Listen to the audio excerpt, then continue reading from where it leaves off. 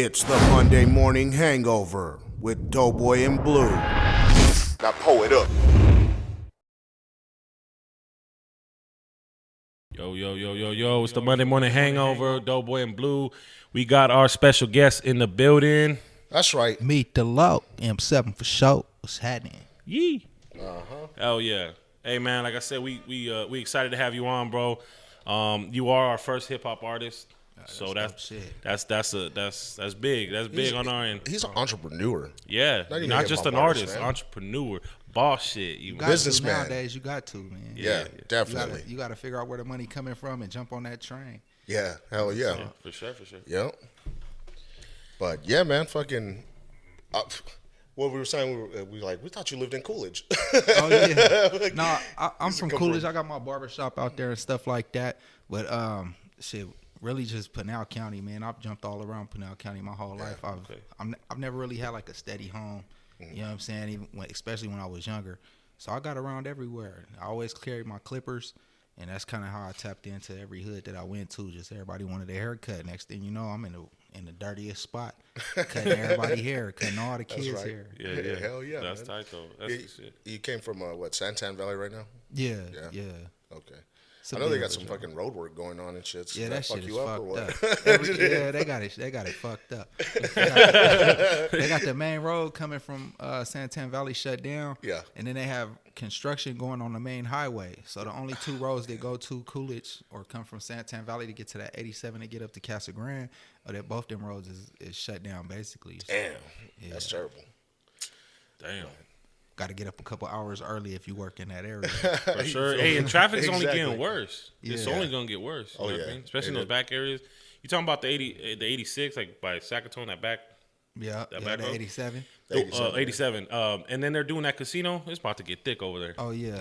After that casino, they open that shit. And Country Thunder's coming in a couple weeks too, or some shit like that. So it's about to be fucking. I don't know what they gonna do about that there. with that road, man. Yeah, it's gonna be ripped, boy. Yeah. I'm glad I won't be a part of that event. That one might be hectic. Word of the day: infrastructure. That's right. They need to get this shit right. Exactly. So what you got going on, man? Right now, I'm really just doing some performances. Okay. I got a show in Flagstaff this Saturday. I got another show in Flagstaff the week after that. Just trying to stay consistent. We got a little following up there up north. Do you think it moves better because they got NAU up there and all the college kids and all that? Absolutely. Right. For any artist that's out there trying to make a name for itself, I suggest trying to pick into them colleges, man. Pick into them students. They coming from all different parts of the world, and they showing a different type of appreciation. They come to those underground shows. Man, they came to listen and they like it. They enjoy it. You know what I'm saying? Especially them being from a different state. Yeah. Like to them, it's all love. Where it's different when you in with locals. They already built a image of you in their head and who you are. So even if you could be a star, but they don't see that star. That's you know what I'm saying? You that homie. You was there your whole life. Like you're not that star to them. That's tight. That's cool. It's on a whole nother level then. Yeah. When you out there messing with people like I say, people that just came to hear the underground music, they might like the old beat bop, so they came to hear just bars, or they might be infatuated with the fact that you got a certain style that came from this spot, and to them, it's just amazing to see what other people are doing in their comfort zone. You know what I'm saying? So they showing different love. That's tight. Hell yeah. Especially like you said, the college is a melting pot, so you get all walks of life. You know what I'm saying? Absolutely. Yeah. And not only that, they're consumers. Yeah. They're not there to see. You know what I'm saying? Yeah. Like they're going out and have a good time. Yeah. They're gonna come buy your T-shirts. They're gonna buy your CDs. If you got coffee mugs, they'll buy that from you. Hey, what's up? Hey, that's what I'm saying. He's seen it. He's like, hey, about to get it going. Yeah, absolutely. They're gonna pay. They come in there to pay money to get in. They're not tripping over the $15 cover charge. None of that type stuff. They're not tripping over tipping a bartender or none of that type stuff. Like you said, they came to consume. Is that mommy and daddy money, or you think the motherfuckers actually work for their money? I don't know. He's like, that's not for me to say. As long as they give it up. If it is their mom and daddy money, then invest. Yeah, but money's money either way. Yeah, and that's in us. Like you said, invest. A lot of people don't see it like that. Yeah, definitely. Like, because life's hard as it is with bills and everyday spending and everything going up. Yeah, everything jumped crazy, or like after the corona, especially in places like us being from Arizona, we was used to seeing a different type of lifestyle. Yeah. And that shit spiked up so quick. We had to jump into a whole different way of living and didn't even realize it. Yeah. Real shit. Yep. Real shit. That's real, man. So what do you got? A couple venues up there that you're gonna hit, or? Yeah. Man, I'd be lying if I told you the name right now. I'd have to look at the flyer, but it'll be posted up on my social medias and stuff like that later today. Right. Yeah. But yeah, it's a hotel. I want to say a Hotel Monte Vista, I believe it's called. Monte Vista. That's that old school looking one, kind of like in the center of downtown, I think. Yep. Because we went there. We went to out there for my nephew's, one of his like football games for the first year of high school or whatever. They do this thing where they go out and do like the kickoff or whatever. His was in Flagstaff. Yeah. And we went out there. We stayed in the fucking Doubletree or something like that out there. But there's like that old school hotel in the center of downtown. Like it's badass, dude. It looks tight. Yeah. They got a nice setup in there too, and then they got a club that's underground underneath that hotel and stuff like that. And that's where we do all the performances and stuff like that. So it's dope. It is. Yeah. That's a cool cool. spot. Hell yeah. People would never know, never think. Yeah. So all y'all listening, all y'all tapping in, tap in with Flagstaff, man. Yeah, right there on Facebook Live too. They can see it, they can hear it. So yeah, that's just a couple of partners I got. Like I got a partner, Scrub Zona from Maryville. He be going up there too, and it's like he do a little different style music, but they mess with it. You know what I'm saying? Yeah. Like, I fuck with Scrubs on it. They appreciate when they appreciate all the different type of music. It's not like they came just to hear one style and they stuck in their mind. Like they appreciate all of it. No, that's what's up. An artist like Open-minded really about tap it. in over there if you can. yeah, they're really open-minded. Yeah, those are the type of crowds you need to get to, honestly. You know what I mean? And it's other good spots. Like Tempe is a real good spot. You know what I'm saying? But it's just in the heart. It's in the heart of the valley. And it's too so congested. You get too much coming from the outside. You know what I'm saying? It's not just school students. kids. You get gangsters. You get fucking all these fucking critics and just people that I don't feel like the crowd clashes very well. Nah, they don't. That's like kind of what we was talking about before we came in here. But like a lot of the venues, when it come to underground music, they just let whoever had an idea to come perform, they pretty much let them do it, not realizing like where spot you at. And I've had people that they set up a crib party and we in the hood of Bloods, or you know what I'm saying, like we go out here to perform. Oh, I've been there, bro. Yeah. I'm not gonna say no names, no kind of, but it was a big ass show. You know what I'm saying? And we over here, we love to the band. We all fucking, you know, and we got walk headlining in. Crip artists coming from Cali out here, and they come into the heart of the Bloods territory, and they don't even know it. Yeah. And then you don't even care. Yeah. Type of situation where it's like you don't know where you at, and it's like it was thick in there. Yeah. And then the homie was faded up, acting a fool, trying to bang on someone. I'm like, bro, there's like 50 of them sitting in VIP, bro. There's 5 of us. Yeah. Don't get us fucked up over here. You know what I mean? So I definitely know, you know, like what you're saying, what you're talking about. And a lot of times it don't even be it be the competition for the music. It don't even be no real problem. And then like nobody done hollered at the wrong bitch or something like that. Like literally it's just he rap and you rap and y'all from different hoods and he got 50 people with him and you only got 6, 7 people with you. You automatically outnumbered. So Ice Cube was wrong. Every hood ain't the same, right? Because Ice Cube said every hood's the same. In a way, it is. He said they ain't built the same. But different politics, but I mean, shit, it's all the same. To be honest, like everybody get down the same way. I mean, as far as when it comes to protecting their neighborhood or repping their neighborhood, you know what I'm saying? Yeah, I can see that. They put different politics on it, but like the same way. If you come to if the Bloods set up a party and they got Mozzie finna come down here and throw a party, they throw him in the heart of the Crips. The headliner ain't gonna have too much of a problem. Yeah. But all of the opening acts gonna have issues. Yeah. You know what I'm saying? Yeah, man, that's crazy. But on some other shit, we're gonna get into a couple of questions. Yeah. I like him. He takes notes and writes. I do because I winded off the. You know what? I like to be organized. You know what I'm saying? Talk. So I like to have something to go off of. Real you know talk. what I mean? Because I'm fucking airheaded sometimes. You know what I mean? As much as I'm airheaded as fuck. So I'll forget. Be like, so what we talking about? You know what I mean? So I like to always have something just to go off of, and you know what I mean. I'm posted at the crib. I'm like, oh, that's a good question. And after you kind of like started doing this and started getting a feel for it, did you kind of have like an outline of the way the questions would go to kind of fill the time up? Yeah, timeline. No, you're like, on the spot. Yeah. Now I'm getting interviewed.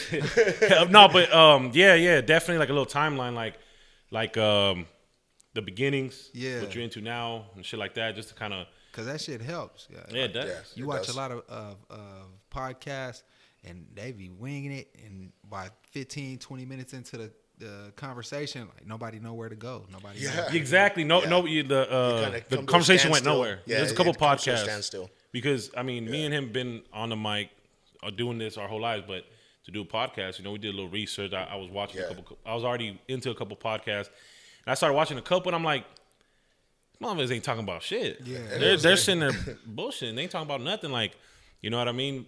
They get an artist on there or a guest on there that they really don't know too much about. Yeah. They ain't seen his latest movie, or they ain't seen his latest album or nothing like that. And don't got no questions for him. And you gotta well, that's kind of journalism type shit. That's why I like him. Like when we started this, he mentioned, "Hey, we should do a podcast," and I was like, "Let's do it." Yeah, and he was like, "All right, cool." And I started buying all kinds of shit. I didn't like, he was like, I didn't know he was gonna take for off real? with it. Like, it was an idea, like, and then really? he fucking just like, let's make it happen. Yeah, real talk. And we talk about this shit. Like, there's some people that talk about it. Some people that be about it. Yeah. You know what I mean? And this motherfucker's always been about it. Yeah, so real talk. There's no different on what I've done, what he done. It's like, hey, let's get this shit cracking, do it for the community, put on for our fellow artists, and not only that, but anybody who needs to be heard, anyone who needs that spotlight. Yeah. Let's build a platform from the ground up and really do something for the community. Yeah, that's you know real. what I mean? Yeah. So that's where we at. That's where we at right now with that's it. real shit. Because that's at places like this, that's what we need. You know what I'm saying? Like, it ain't nobody out here that gives a platform. And then my whole life I've worked, well, I would say my whole rapping career, I've worked with y'all since the beginning. Yeah. Y'all always try to stretch that platform for whoever wanted to hop up on it. You know what I'm saying? Yeah, for sure. Really, y'all one of the only ones. Like, shout out Shotty Van Halen. You know what I'm saying? Yeah. I've seen Rockstar him. Entertainment. My whole life, he tried to do that shit too. Ever since I was about like 11, 12 years old, I watched him try to put shows together and just bring the artists out. Yeah. And I honestly, like, I always knew he did music, but man, I never even seen Shotty perform until, heck, man, about 2010, 2011. Like, he was always just trying to push the music, trying to get people out there, and he damn near give his spot up for somebody else to do so they could perform their spot. You know what I'm saying? And like, y'all was the same way. It's like, man, we finna throw this show, and we got a spot that's for you, so you can get on. You know what I'm saying? Yeah, for sure. Not focused on just your set. You know what I'm saying? Because that'll mess the show up too when the people come through and they throwing a show for themselves, but they not focusing on the opening artists and stuff like that. You know what I'm saying? Yeah. So now you got somebody, like you say, it's 50 people there, but they only there for one person. Yeah, they're not for even finna show love to the other people. Not only that, but once he gets off stage, they all leave. It's like, and it's like, oh, where did the crowd go? That's the difference. Every show y'all thrown, and I'm not saying that just because I'm on your podcast. Every show y'all thrown, whoever came with y'all stayed and supported. Yeah, that was my next thing. Like, we've been doing this so long that when we show up 30, 40 deep. Yeah, and everybody knows that's why the whole Wicked Mob came. Like, hey, motherfuckers just pulled up. Yeah, in a mob deep, you know what I mean? Just motherfuckers showing love, showing support, family, friends, supporters, followers. And it's like, it's a rule. And that's what it is. We don't leave. It's off the strength of love, man. It's off the strength of love. You know what I mean? It's just like, when we talk to people, it's nothing but love, man. You know what I mean? It's like, what you see is what you get type shit. We take it in and we embrace everything. You know what I mean? So it's like, we would expect the same thing from everybody else, too. So it's just off the strength of that love. Yeah, real talk. They got to fuck around and kick us out. Shit, the AZNT Awards. Exactly. It was literally us just in the middle, and everyone was all sweeping around like we're just bullshitting, Shout out to Ahmad and them. Real talk. But it was like, hey, he was like, bro, I can't believe that. Like, every time like y'all pull up, like y'all the last ones to leave. Real talk. You know what I mean? And that should be instilled in everybody's out movement. there helping clean up and shit. And like, what the fuck? What y'all doing? Yeah, you know what I mean? And that's just that structure. It starts in you want change, it starts with yourself. So with us as our crew, it's like, hey, be there and show support and show love. Because for you to walk out and you take all those people and take that away from the next person who, you guys are like this, bro. Like you said, like we ain't nobody bigger than the next. Like, we level, so it's like, why not show that love and support? And if you go there with 30 people and you perform, them 30 people, they liked your shit, whatever like that, then you hop off. you really didn't do nothing. You didn't make no fans. Yeah, because you came with the same 30 people. That liked your shit. You moving around with 30 fans and you just stuck with them 30. Yeah, you know what I'm saying. Like, I believe if you moving, like when I go do shows and stuff like that, whoever come with me, we on a different kind of timing. Like, you know what I'm saying. Like when you come with me, we gonna go to this show. We're gonna show love with everybody that's on stage. We're gonna kick it. We're gonna chop it up with people. We're gonna smoke out front.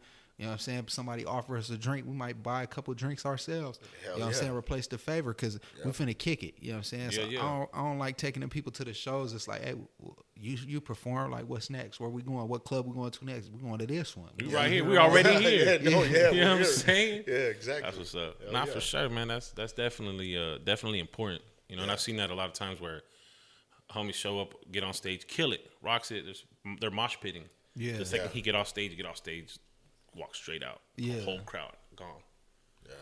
Like, damn. Like, that's crucial. That's hate too for an artist to just walk out on other artists' performances. I don't think they necessarily like think of it like that, like they hating. It is a form of hating, but I don't think they think of it like that. I think they just stuck in that mind frame, like, you know what I'm saying? The ego. I came here to perform. Superstar. I killed it. Yeah, now I gotta get out of here. Oh, you want to talk to me? Just hit my line. Like maybe we'll link up during the week or whatever like that. I mean, especially when you an underground artist like me, I don't got no time for that type stuff. You know what I'm saying? Like I might not got no time to come through on Wednesday. Yeah. So hell, if you got an idea, you want to get it knocked out, like let's do that now. You know what I'm saying? Like, live and direct. Definitely. It ain't just music I live off of. I really don't make much off the music. You know what I'm saying? It supports itself. I like for one day to jump to a different spot, but like I said, well, with me, I've always been about the money. Yeah. So I mean, I got my barbershop. We have the French bulldog lines, you know what I'm saying? We got the bully breeds, you know what I'm saying? A couple of my partners, you know what I'm saying? We got the food truck. It's all kind of different stuff that we put our hands into to try to pick something up off the ground, you know what I'm saying? And I learned that from dealing with, like I said, with all my homies that got their businesses. Like everybody we mess with, like we just coming for where the money's at. So if he need help on his food truck, I might go over there with him, you know what I'm saying? Or shit, help him with what he got going on today. Then whenever we get done, I might need to go to the studio and set up a little stage because we finna do a little venue or something like that. He gonna come help me put the stage together. Or I need some help painting something at the barbershop. We get the same homies all together that's all got something going on. They understand it's a business. And the same way I'm gonna help you, you gonna help me, and we're gonna figure out wherever this money come from, we're gonna try to put our hands into it. Yeah, that's good shit, bro. And that's very important because a lot of the times motherfuckers don't roll like that. Yeah. You know, it's like a crab bucket. They always trying to pull each other down and shit. They don't want everybody to make it out. And that's big. If you find a group of people like that, you guys are all entrepreneurs. You guys are all on the same shit to come and go. Yeah, you can't lose. Yeah, you can't lose. And you'll take some L's. Oh, for sure. I was about to say, you can't lose though. Yeah, you know what I'm saying? Because somebody, when you running with people like that know, like for instance, it's got to be a way of living. So we could chase our dreams, but we gonna have to figure out something to make a living. We can't just live on mama couch till we 30-some years old, hoping that this shit pick off. Yeah. Somebody might need to go get a job because he's not smart enough to understand that this is a business, but it's not just gonna fall in your lap. You gonna have to start from scratch. Exactly. And if you can't live off that, you might need to go get that job so that you can have that security of that little bit of money coming in, and that's all right. You know what I'm saying? Like you don't have to put yourself to say, I tried to make the music and it didn't really sell, and now I'm done. You know what I'm saying? You got to have a different type of mind frame. What did you really put it out there for? What did you really start this business for? Like, was you chasing your dreams, or was you just wanting everybody to see that you was successful? Because success ain't gonna come overnight. You know what I'm saying? And I think it kind of gives you a different look when motherfuckers just look at you as, he's instantly successful. You know what I mean? Yeah. People give you a different look rather than seeing you start from chasing your dreams and then becoming successful. Yeah, to they don't see successful. The road. Yeah, they don't see the road. What it took. Yeah, sacrifices. And they don't care at that point because they didn't see you put no work in. Yeah, it's just thrown on your lap. Mm-hmm. You know what I'm saying? When somebody come and bless you, you got 8-9 people a part of your crew that was just watching it, seeing, okay, he was rapping yesterday, but he ain't did nothing else. He don't be working hard. All he do is sit in the studio all day. And then when somebody come and bless you and sign you with that record deal, now you got 8 cancers on you, locked to you, because they was watching you, but they wasn't with you, or they didn't have the mind frame to try to do something for themselves. You know what I'm saying? You create your own cancer in that sense. Yeah, for sure. Yeah, that's real. That's real. That shit right there. Oh yeah, real shit. For the people who don't know, for the people who might not, let them know where they can find you. Let them know your name, where they can find you, your handles, throw anything that you want to throw out there. Meet the Loc under all social medias. Meet the Loc, all one word. M7OC. That's the label. That's the tag. You know what I'm saying? That's on all platforms. Spotify, iTunes, I mean, anywhere you listen to music online, it's on there. YouTube got a lot of videos out. Shout out to EMAC Films. Shout out to Get Saucy Promotions. It's the homie. Money Set Click, free to original members. You know what I'm saying? Like it's everywhere, but it's something that I just tried to keep simple. So I just M7OC. We just keep it real simple. Type the tag in, it'll pop up anywhere. You put it on Google, it'll pop right up. So one question that I've kind of always had: where'd you come up with that M7OC, or how'd that come about? Shit. My name been Meats ever since I was little. You know what I'm saying? And I didn't really want to switch it up. Then me being from Randolph, you know what I'm saying, just representing the 7 that way. Hell yeah, Randolph Crip, cuz. Yeah. That's right, hell yeah. But I just wanted to represent myself and represent where I came from, and I didn't want it to be changed up. If ever it was a time, I wouldn't say I set my dreams to say I would be, you know, this successful multi-million-dollar selling rapper. But I wanted to set it in stone so that if anything ever did happen, they couldn't change anything about me. They couldn't take away from who I was and where I'm from. Yeah, every time they say your name, it goes back to the roots. Yeah. That's it. Hell yeah. That's dope.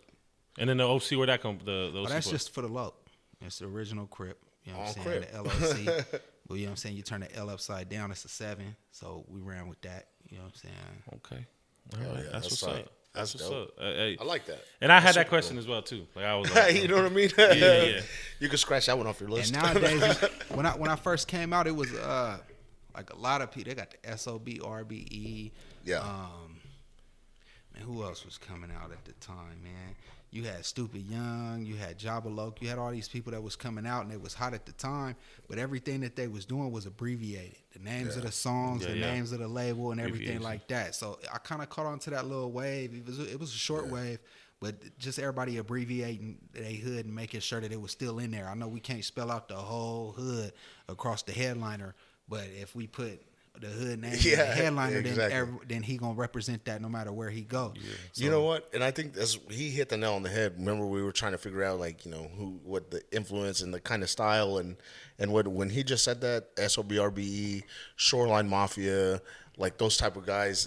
I feel like he has that same vibe, and when the music with the music, I feel like you have that same vibe with everything. And you made it your own though. You know what I mean? Yeah. It's like you made it your own, but I still feel that like that's the general sense of where the sound is. Like I feel like that's how it is. I was talking to him. I was like, I put like it was going to be one of my questions. Who are your influences growing up? Yeah, so let's share that. Yeah, for your music. My biggest influence was Mac Dre and E40.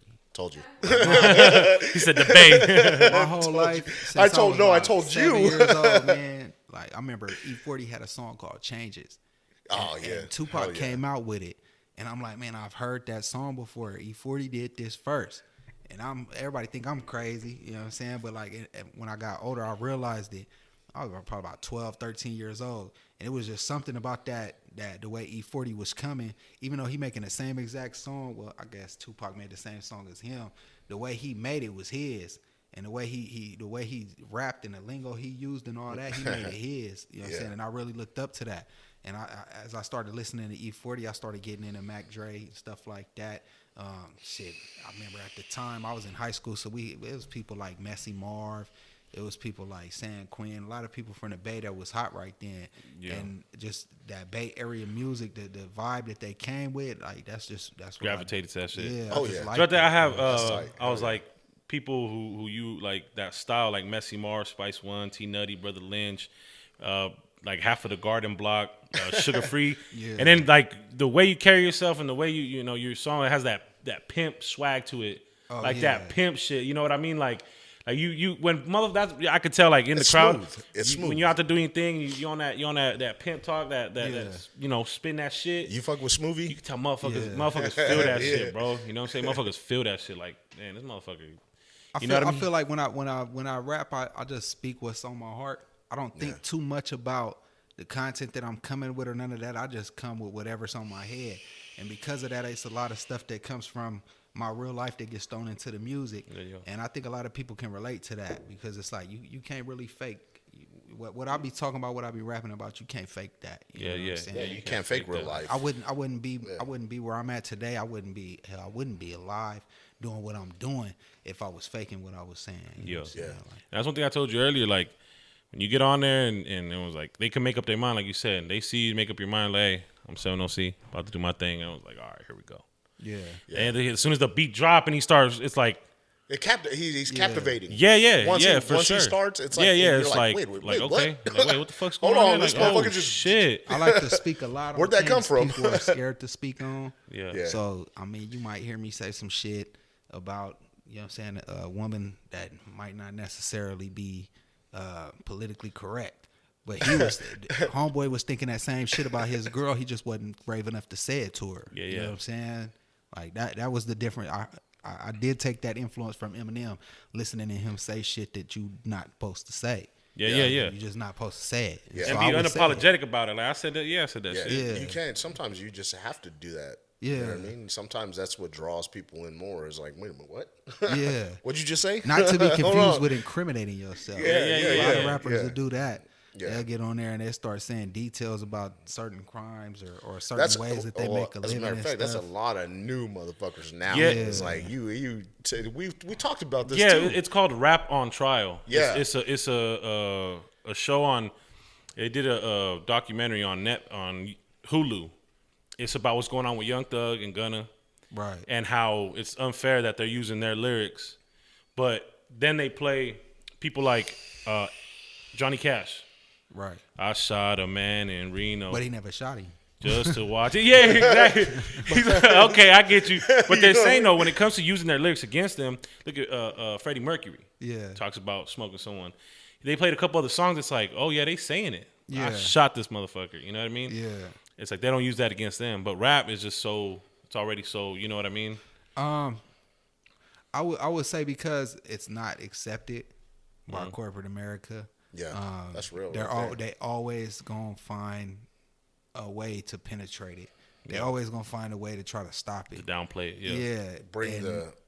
To bring it down to. You can remake the same song that Johnny Cash made word for word, but because of your image and because you put it on a hip hop beat, now they need to look into it. Now they need to investigate it. And see what happened. And like you said, he didn't really shoot that man. Like you said, it's hard when you sing lyrics and then you can link it to actual cases. Right. It's like, wait a minute. And some of these guys, they stupid. They'll talk about the year that they did whatever they did. That's like YNW Melly. Yeah. Again with the acronyms, the YNWs. Yeah, see them, that type of shit. A lot of that was hot. I don't know why. I don't know where it picked up at. But that was hot for about a good 5 years. Yeah, it fucking dropped big too. Yeah. It was the Lils, yeah. Lil this, Lil that, Lil this, Lil that, Lil, and then it was just like the PTM this and YTS. And they pick it up from the gang culture. You know what I'm saying? You got the way that it breaks down without being all political on this show.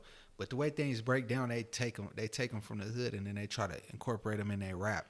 And then you get a lot of people that's not from any hood or they not gang related in any way, but then they using what the gangs done set in stone. You know what I'm saying? And I think that's where a lot of that come from. I feel like a lot of it had to do with Florida. I watched this thing on YouTube. It's talking about the dudes from Florida, the whole what was their names? I know you know what I'm talking about. I know you know what I'm talking about too. The little boys. No. It's like the Aces and then the they were beefing for a minute. Damn, I can't think of it right now. But anyways, these guys were using like these little acronyms for their sets or whatever, and it wasn't like Bloods and Crips. It was the acronyms. Like these were the so-and-sos, and these guys were the so-and-sos, and they lived quarter miles apart, and they were shooting each other and taking people out and taking names. Like, these motherfuckers just did it, and it happened in Florida, and these guys were just taking each other out all day, every day. Yeah. Like, that was their mission, like to take each other out. And then I feel like, too, with that being said, just to elaborate, I feel like a lot of those rappers that was in that era, and even now, they feel like they need the whole world to know that they wasn't lying about what they said. Yeah. You know what I'm saying? And that's where, like, with the Young Thugs and stuff like that, he wanted to be Young Thug. He wanted to be Young Thug. And he needed everybody to know that. And I feel like maybe, I don't know him personally, but I feel like maybe with all the controversy from the dress and the record label scams and all of that shit that they had going on, I feel like he wanted people to take him serious like a gang member. Well, they taking you serious now? Oh, we're taking him very serious now. Very fucking serious. Yeah. Shit's crazy. You get put under that radar, and you're under that radar. You stay under the radar. So you think, like, okay, so we expected 6ix9ine to go down for like 40 years. We counted him out. Right. He out here making millions, throwing it in everyone's face. Yeah. Do you feel like Young Thug is going to be one of them situations where he somehow, because it's a little bit different. The whole investigation from 2011 and on is from a murder. Right. So every time they've arrested him or they poked at him, it's to try to find evidence for that murder. Yeah. So he thinks they're just on his helmet, but it's like, nah, they trying to pin you for this. Yeah, and apparently, like, 2011, shit, I don't know exactly what time it was, 'cause I ain't read too much into it, but I do know that whatever was going on with him, he wasn't up in his career yet. He was still coming up. Yeah. And I know from being somebody that's always hustled, you know, what people see, they see that you got things going on. They see, oh, you got the business, or oh, you got you got that new record label. I see you got that new chain. That shit look fly, whatever like that. They see that, but they don't realize that you still doing bad. You still waiting on that check. That check ain't came yet. Y'all might have signed that deal, but hell, music, they only pay you quarterly. So if your shit don't blew up in January, you're not gonna see no money until April. March, April. You know what I'm saying? Like, so for the next couple months, if you ain't got nothing going on, you just out there. Yeah. And I think a lot of rappers fell victim to that, because they blew up, got too famous without the money, but you still got to live in the hood. That's called putting it on credit. Yeah, you ain't got no money to live out in the suburbs. You ain't got no money to get away from where you at. They just tell you, oh, we finna sign you or whatever like that, or they let you know, like, hey, we finna get this shit cracking, like, you the next up, whatever like that. But after your little interview or your meeting or something like that, or after your little performance that you just blew up on, you still have to go back to where you from. Yeah. And now you stuck with in that, and not only that, that's why cash is where it's at. they were saying how, like, nowadays it's like shooting fish in a barrel. Yeah. Like, how easy it is for these artists to like, okay, so Drake, he has a big ass compound, has armed security guards. He's able to protect himself. Right. And you got people like Pop Smoke out here. He's rolling 1-2 deep with everything on his head, like the fame, the career, everything, the money, and he out here being flashy. Something like what happened with him. Like, these artists are so vulnerable now. Yeah. They're vulnerable. But because, like you said, they make it seem like, oh, this motherfucker's on. He ain't got a penny in his pocket. Well, he got the little $250,000. I would say little. You got the $250,000 bonus. I'm just saying this as an example. You get the bonus.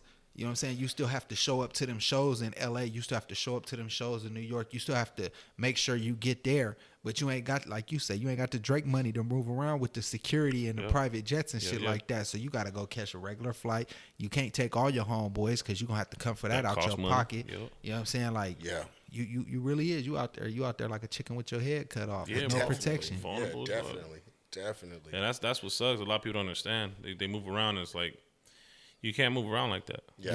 Because, again, with the money situation, things ain't always what it seems. And I know that for a fact in this industry, bro, that things are always wishy-washy. You know what I'm saying? It's unsafe.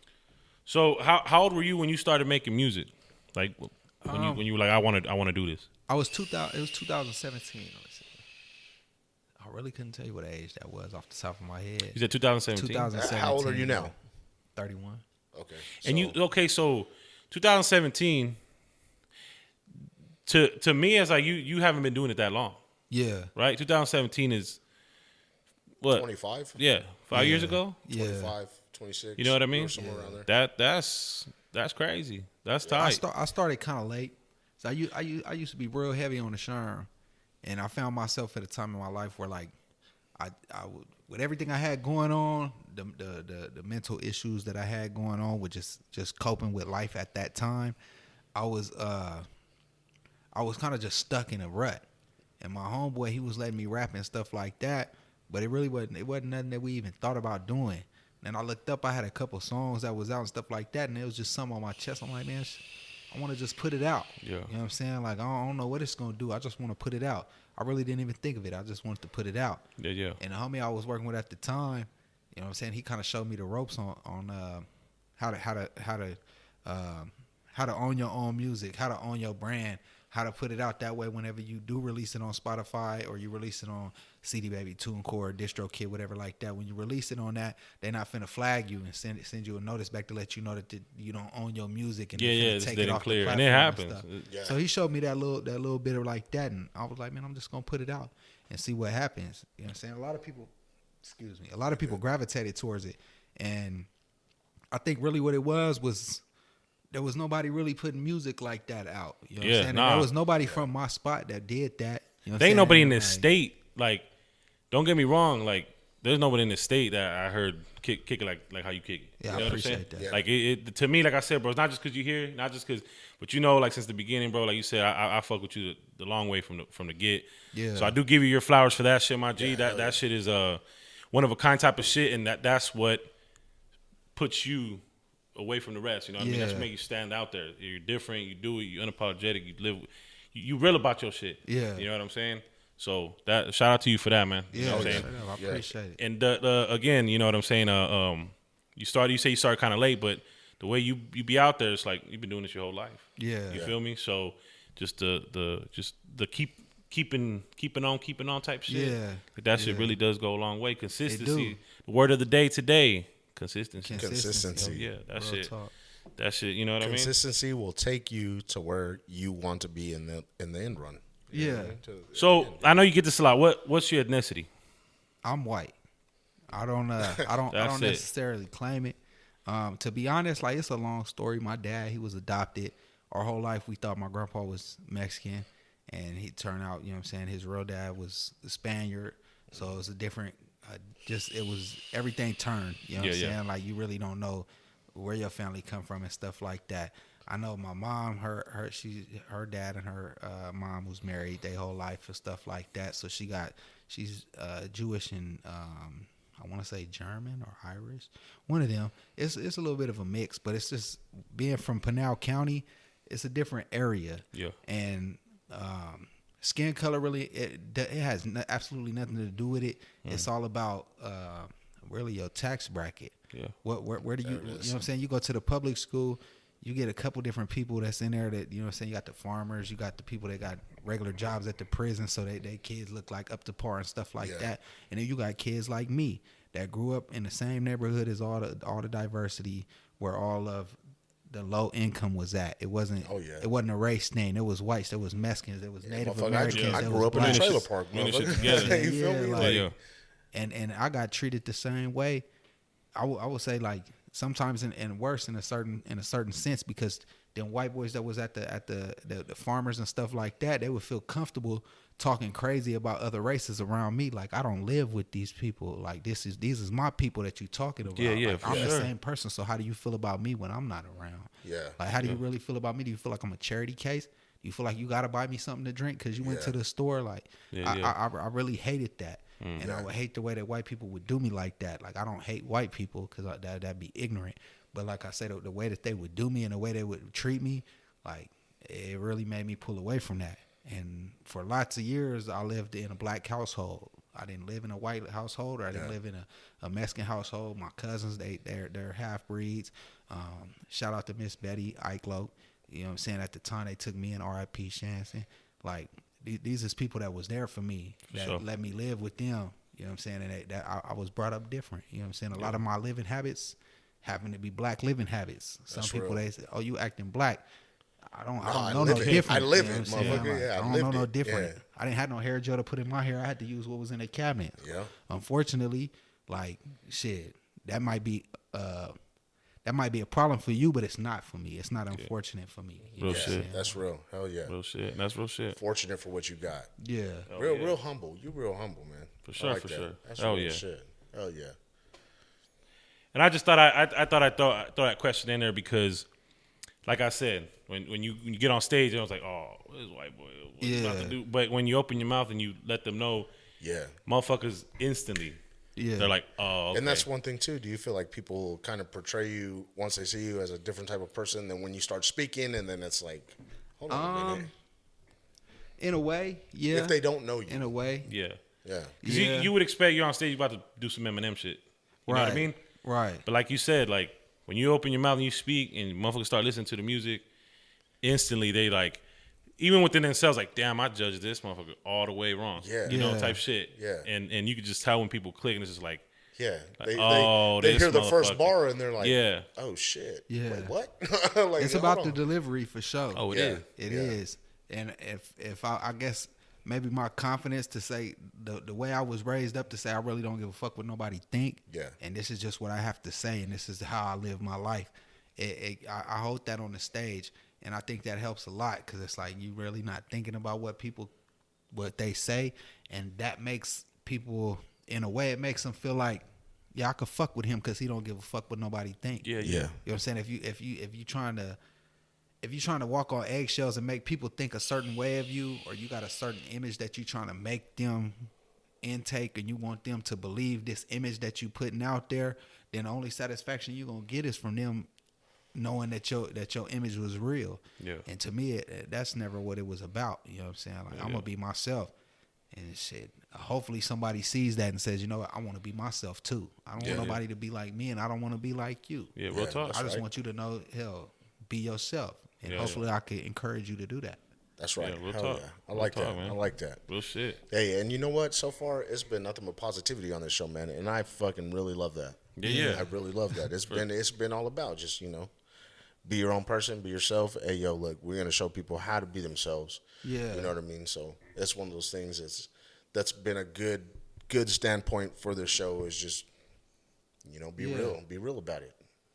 So many podcasts try to itch at what people be having problems with. Yeah. You know what I'm saying? They itch at, oh, you got beef with so-and-so. Tell me about that. Oh, yeah, they want the drama. Yeah. They want the drama. Yeah. They want the more I seen you exclusive got thing, arrested and- last month. Like, tell me about that. Like, there's so much negativity going on in life. Yeah. Like, You know what? I was bashing our sister station.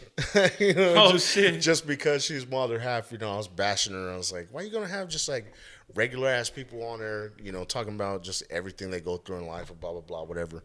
But, coming to the realization is like, this is what we do. We just because we have people on here that do own businesses and that do run businesses, and just like, we started with Abel Ramos, and he kind of told us his upbringing, and then Michael Powell told us about his life. Mayor and now Veloy and shit. here, you know what I mean? You're telling us about how you came up from nothing, you know what I mean? And it's like, I just have to say sorry.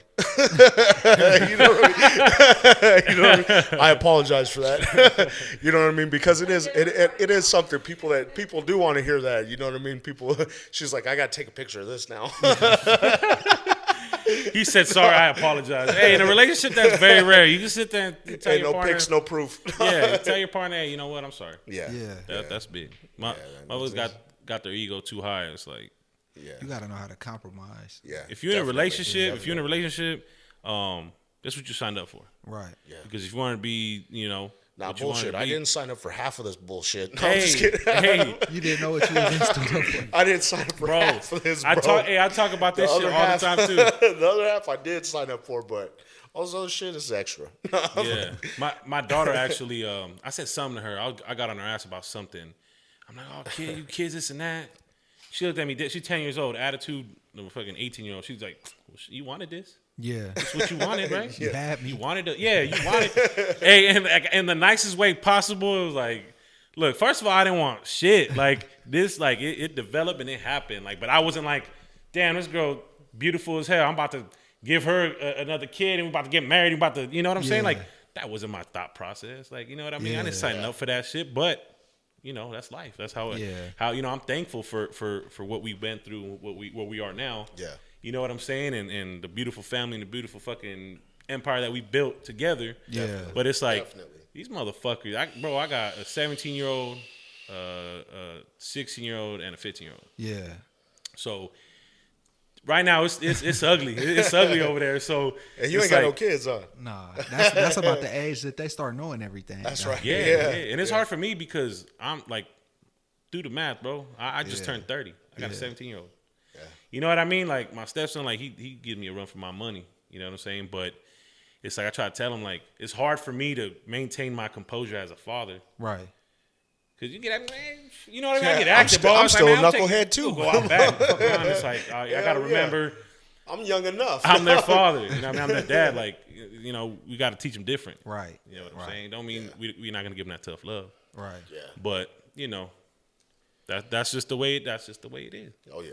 When he said that, she's like, I didn't sign up for none of this shit. Like my daughter's like, well, you wanted this. I'm like, well, hold up. Luckily, my kids ain't that old yet. Yeah. Hey, but think about it. I'll be 35. All my kids moved out. You know what I'm saying? Yeah. Give it a couple more years. You know what I'm saying? We can start in an early retirement. Start from scratch. Yeah, hell yeah. There you go. So I can walk around the house butt naked. Yeah, the Ball and Johnson dance. Nah, but shout out to the family. Yeah, hell yeah. That's real. Look, let's take a quick break, maybe like 10 minutes, and then we'll jump back into the session. Hell yeah. Cool. How's that sound? Hey, so right now, check it out. We're going to show you a couple things from the homie, Meet the Loke, M7OC. So while we're on this break, we're going to run a couple things. That's right. Yeah. Bitch. All right. Check it out. Yeah. I can't stay in the house. When I'm outside, I'm in my comfort zone. Look. Uh-oh. All right. We in a hot box again. Burning our hot box up, bitch. Yeah. Check it out. Check it out. Okay. Check it out. I lost my bitch and found my conflict. Let's get the homies off the fence and get the turn downs off of it. I'm tired of playing defense. Let me 40 show you my office. They telling me use my mind, but I lost it. I knocked a bitch and put a load on the road. We gon' stop in Houston anyway, so book us a show. I'm turning out bitches, suckers save on. Might have took a couple losses, but we stayed on. I'm finna make a way, and that's something you could bank on. Out the struggle with cocaine boogers that we came from, but we can't put the money, the only thing that we want. Long nights selling bitches down on Fremont. Riding dirty, homie sunk in the dry. Trying to get a location on them suckers, I don't fuck with them. I just gotta make a stop around the corner, she said she got me a knot. I get money out the bitch and we be fucking a lot. I'ma make a way, I'ma make a way, I'ma make a way, I'ma make a way, I'ma make a way, baby, believe in me. If it's about the money, I'm on the case immediately. I'ma make a way, I'ma make a way, I'ma make a way, I'ma make a way, I'ma make a way, baby, believe in me. If it's about the money, I'm on the case immediately. Living in the flesh, but we wiggle out in plain clothes. Tryna knock a bitch, but suckers tryna save those. I live a lifestyle you really not made for. And got a really bad habit of playing hoes. I'm just saying though, what you hating for? I'm with a half-breed out in Chinatown, laying low. The bitch is talking shit, but I can't figure what she's saying though. Little baby appreciates my time, that's what she pays me for. I visit the casinos frequently and ran off every bitch I wanted to be with me. Shout out to the big homie that believed in me. And if you ever need the homie, I'ma be there immediately. This that Southwest mob shit we created ourselves. And fucking with the mob, it's bad for your health. Don't watch my wiggle, homie. Worry about yourself. I would've gave the bitch some game, but I knew it wouldn't. I'ma make a way. I'ma make a way. I'ma make a way. I'ma make a way. I'ma make a way, baby, believe in me. If it's about the money, I'm on the case immediately. I'ma make a way. I'ma make a way. I'ma make a way. I'ma make a way. I'ma make a way, baby, believe in me. If it's about the money, I'm on the case immediately. Bitch. Well, alright. Ooh, shit. You know what it is. It's that Southwest mob shit. Get me a music group. Money set, clicking it. J Street beating it.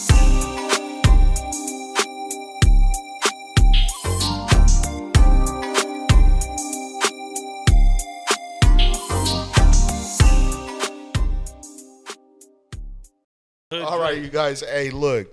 We back in this motherfucker, you know what I mean? We right here. Hangover. M7OC in the building, boy. We got sir. Hey, hold on. Can you turn my buttons up a little bit? We get the little horn going. Hold on. We missed my buttons the whole first half of the segment. Hold on. I still can't hear the little horn. I don't know what happened. Yo. Oh, hold on. Time out. All right, I had to turn the mic on first. But now, we back. You know what I mean? M7OC in the building, boy. Yes, sir. We doing the damn thing, man. We keep it live. On a Monday morning. That's right. On a Monday morning. I still can't hear my buttons. I can't hear my buttons either. Hold on, man. Technical. Oh, I'm not even connected. Look, we come back from a break and we all fucked up. All fucked up. Damn, we all fucked up. We ain't drunk enough. All right, you should be good. There you go. Okay, I got my own situation where I'm on this side. Oh yeah. But yeah, let's get back to it. Why can't I still hear this? This is fucking me up. They can hear it on the whatever. They can hear it live. Anyways, I ain't too worried about it at this point. No, man. We talked about the rap movement and how you've been doing your thing.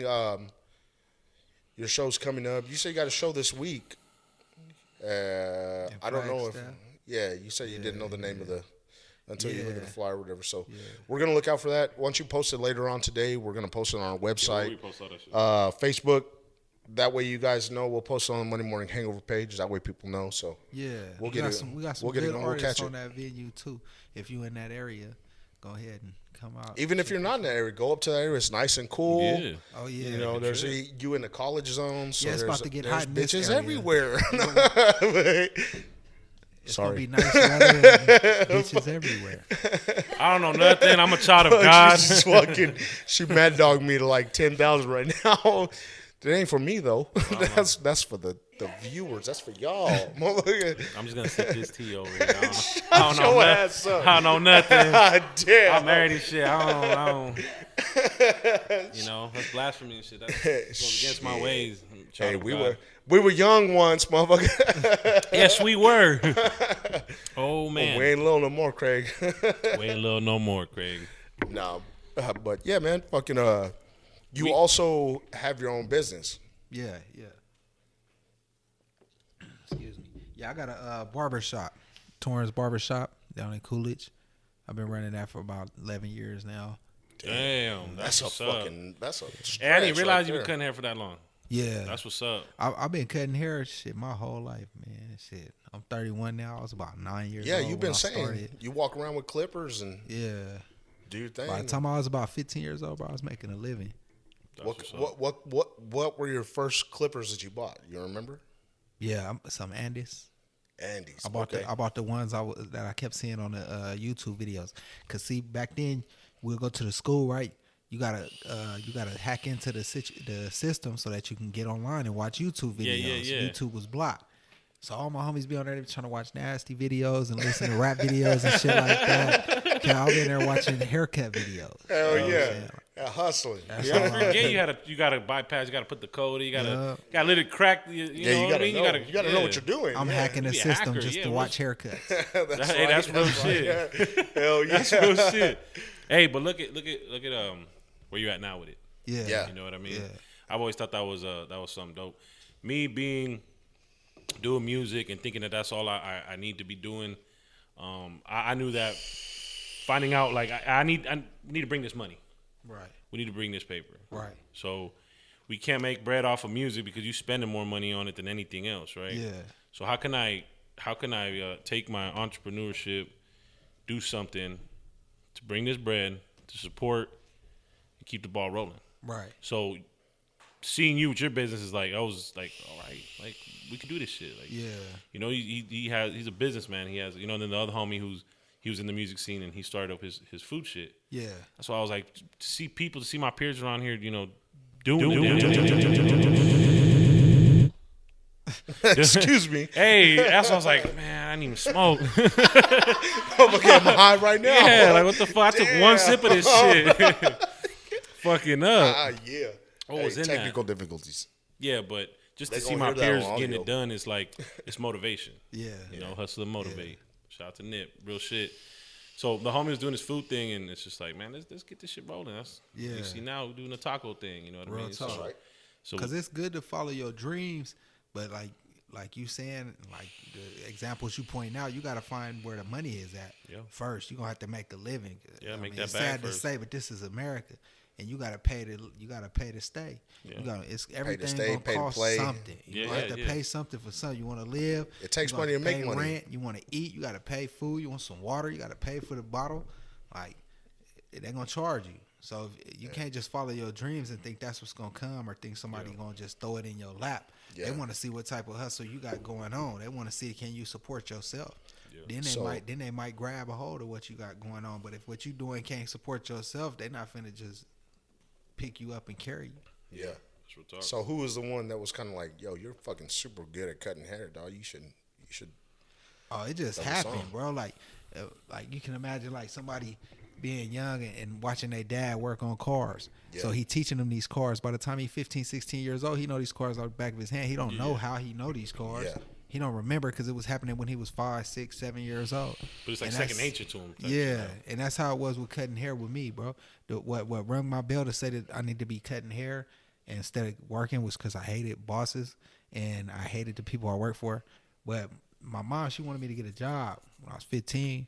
Tell me that's what you got to do. You go to school, you got to get a job. You So- said you were white. It sounds like a Mexican mom.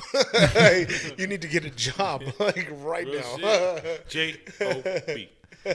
And she told me to get a job, so she didn't really. I'm cutting hair. I'm living with my sister at the time, so I'm cutting hair at my sister's house, and she see me cutting hair, but I guess she just think that's just what I do for fun and stuff like that. And I realized I didn't learn how to charge all these kids at the school, so I'm making at the time minimum wage is like $5.50 an hour. I'm making $5 to $10 each haircut.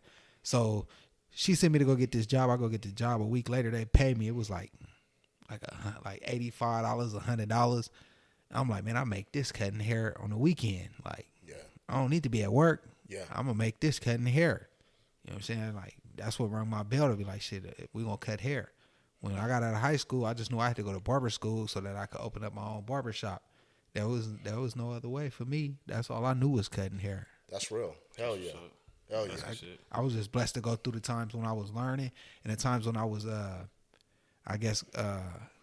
learning how to structure a business. It was happening as I was a kid, and I didn't have no family at home where it's like, man, I gotta go get a job because cutting hair ain't gonna cut it because I still need to make some money. I was okay with not having no money. If nobody came and I didn't cut no hair today, like, fuck it, I was still a kid. I was gonna go smoke some weed and forget about it. Yeah. You know what I'm saying? By the time I'm 20, 21 years old, the business is already there. They've been coming to get their hair cut the whole time I was a kid. You know what I'm saying? That's real. That's real. The So following the fan base type. Yeah, I really don't remember fishing for clients. I just remember they was there. yeah, definitely. So do you do like the whole like back to school haircuts, and do you? I cater to the events. But nowadays, with the way the barber game is, I've set a price to where I think that is convenient for the customers. Okay. And it's good for the barber and the other barbers that work there for them to get their money and be okay with it. Mm-hmm. Because for a long time, barbers was getting taken advantage of. Oh yeah. And yeah. I know the public didn't realize it and stuff like that, but you paying $10, $15 a haircut, but you expect your boss to pay you $20 an hour.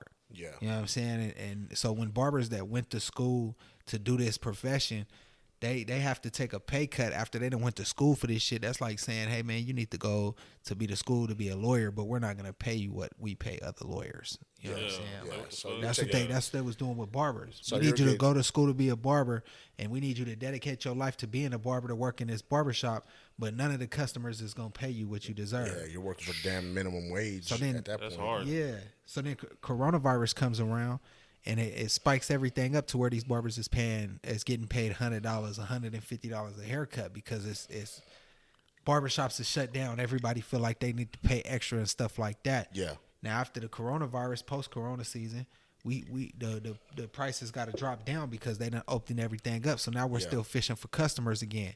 So they got to bring the prices down. So they came to where it was like a reasonable price to where barbers can at least get appreciated for what they doing, and the customer don't got to pay too much.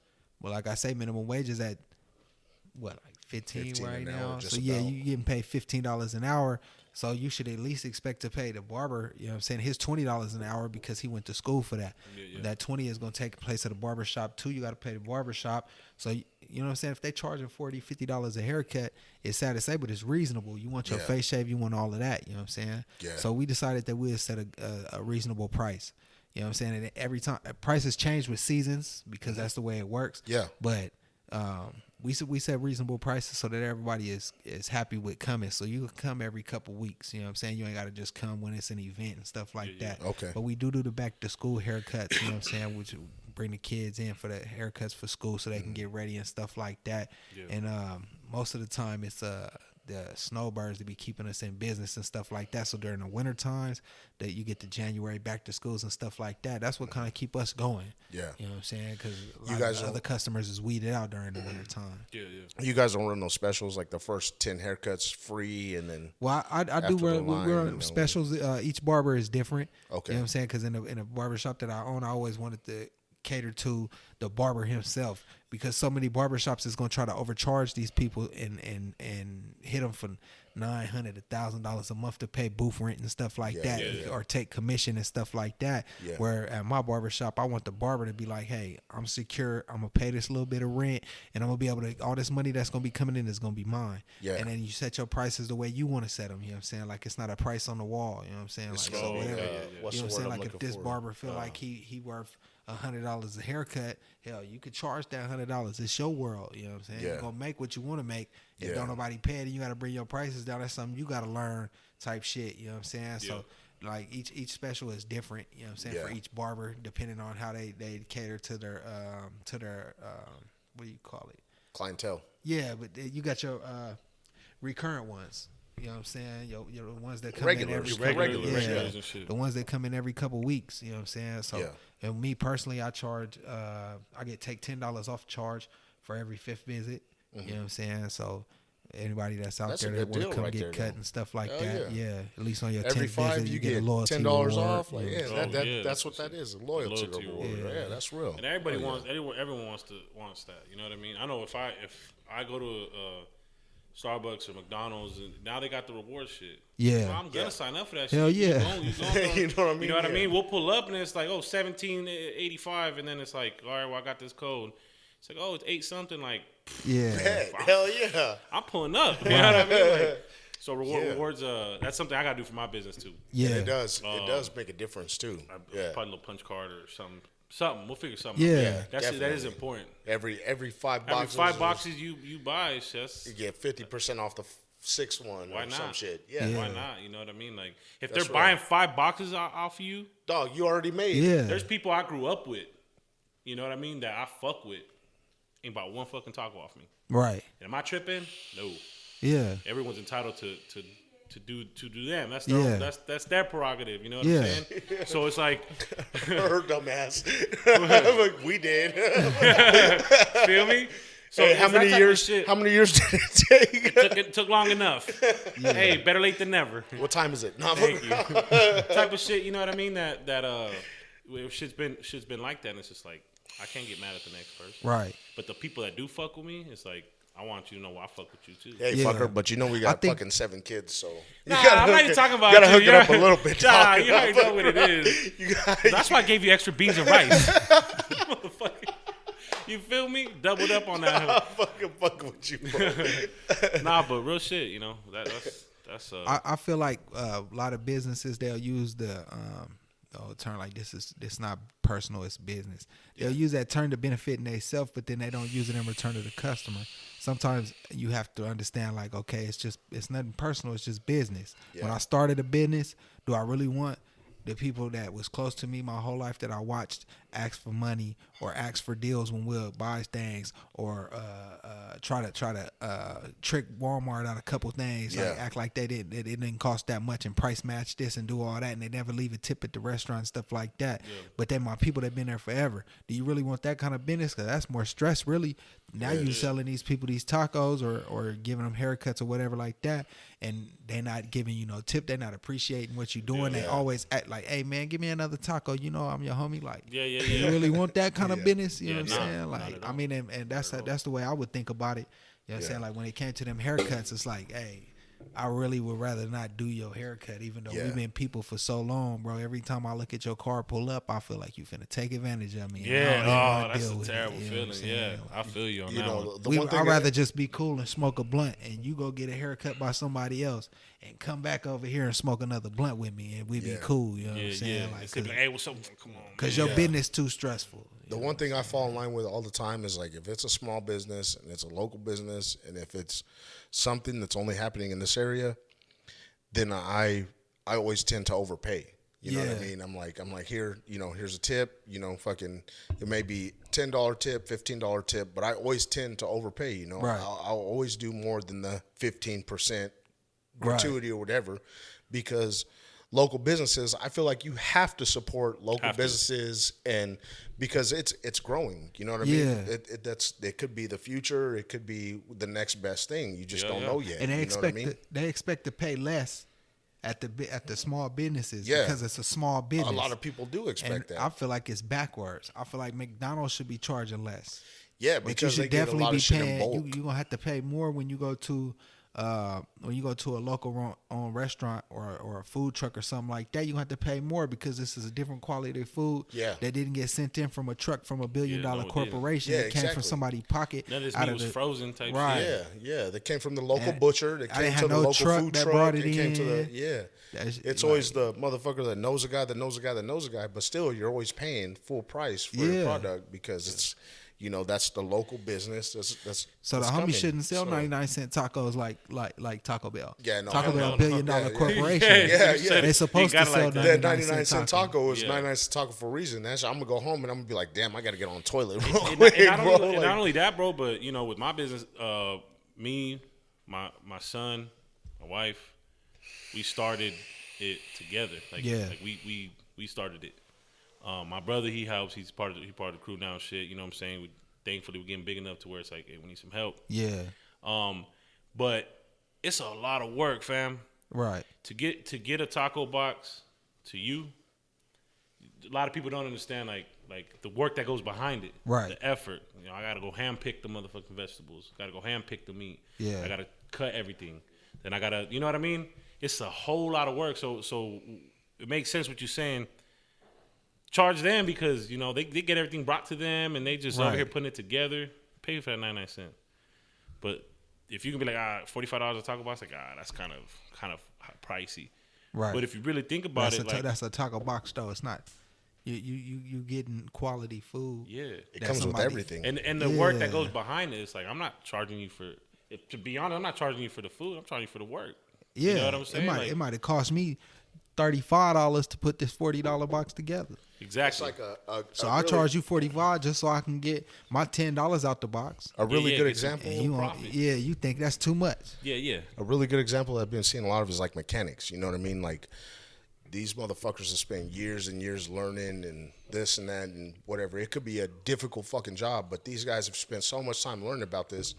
It could take them 15 minutes. That could take a brand new mechanic 2 hours to do a job for. Yeah, they're not paying you. They're not paying you for the time. They're paying you for the experience that it took. Yeah, you know what I mean? For the learning process that it took you to do it. It might take you 15 minutes. You charge $200, and motherfuckers like it only took you 15 minutes. Yeah, it took me 10 years to learn how to do this in 15 minutes. Yeah, to learn what I need to look for. Right. Yeah, real shit. That's facts.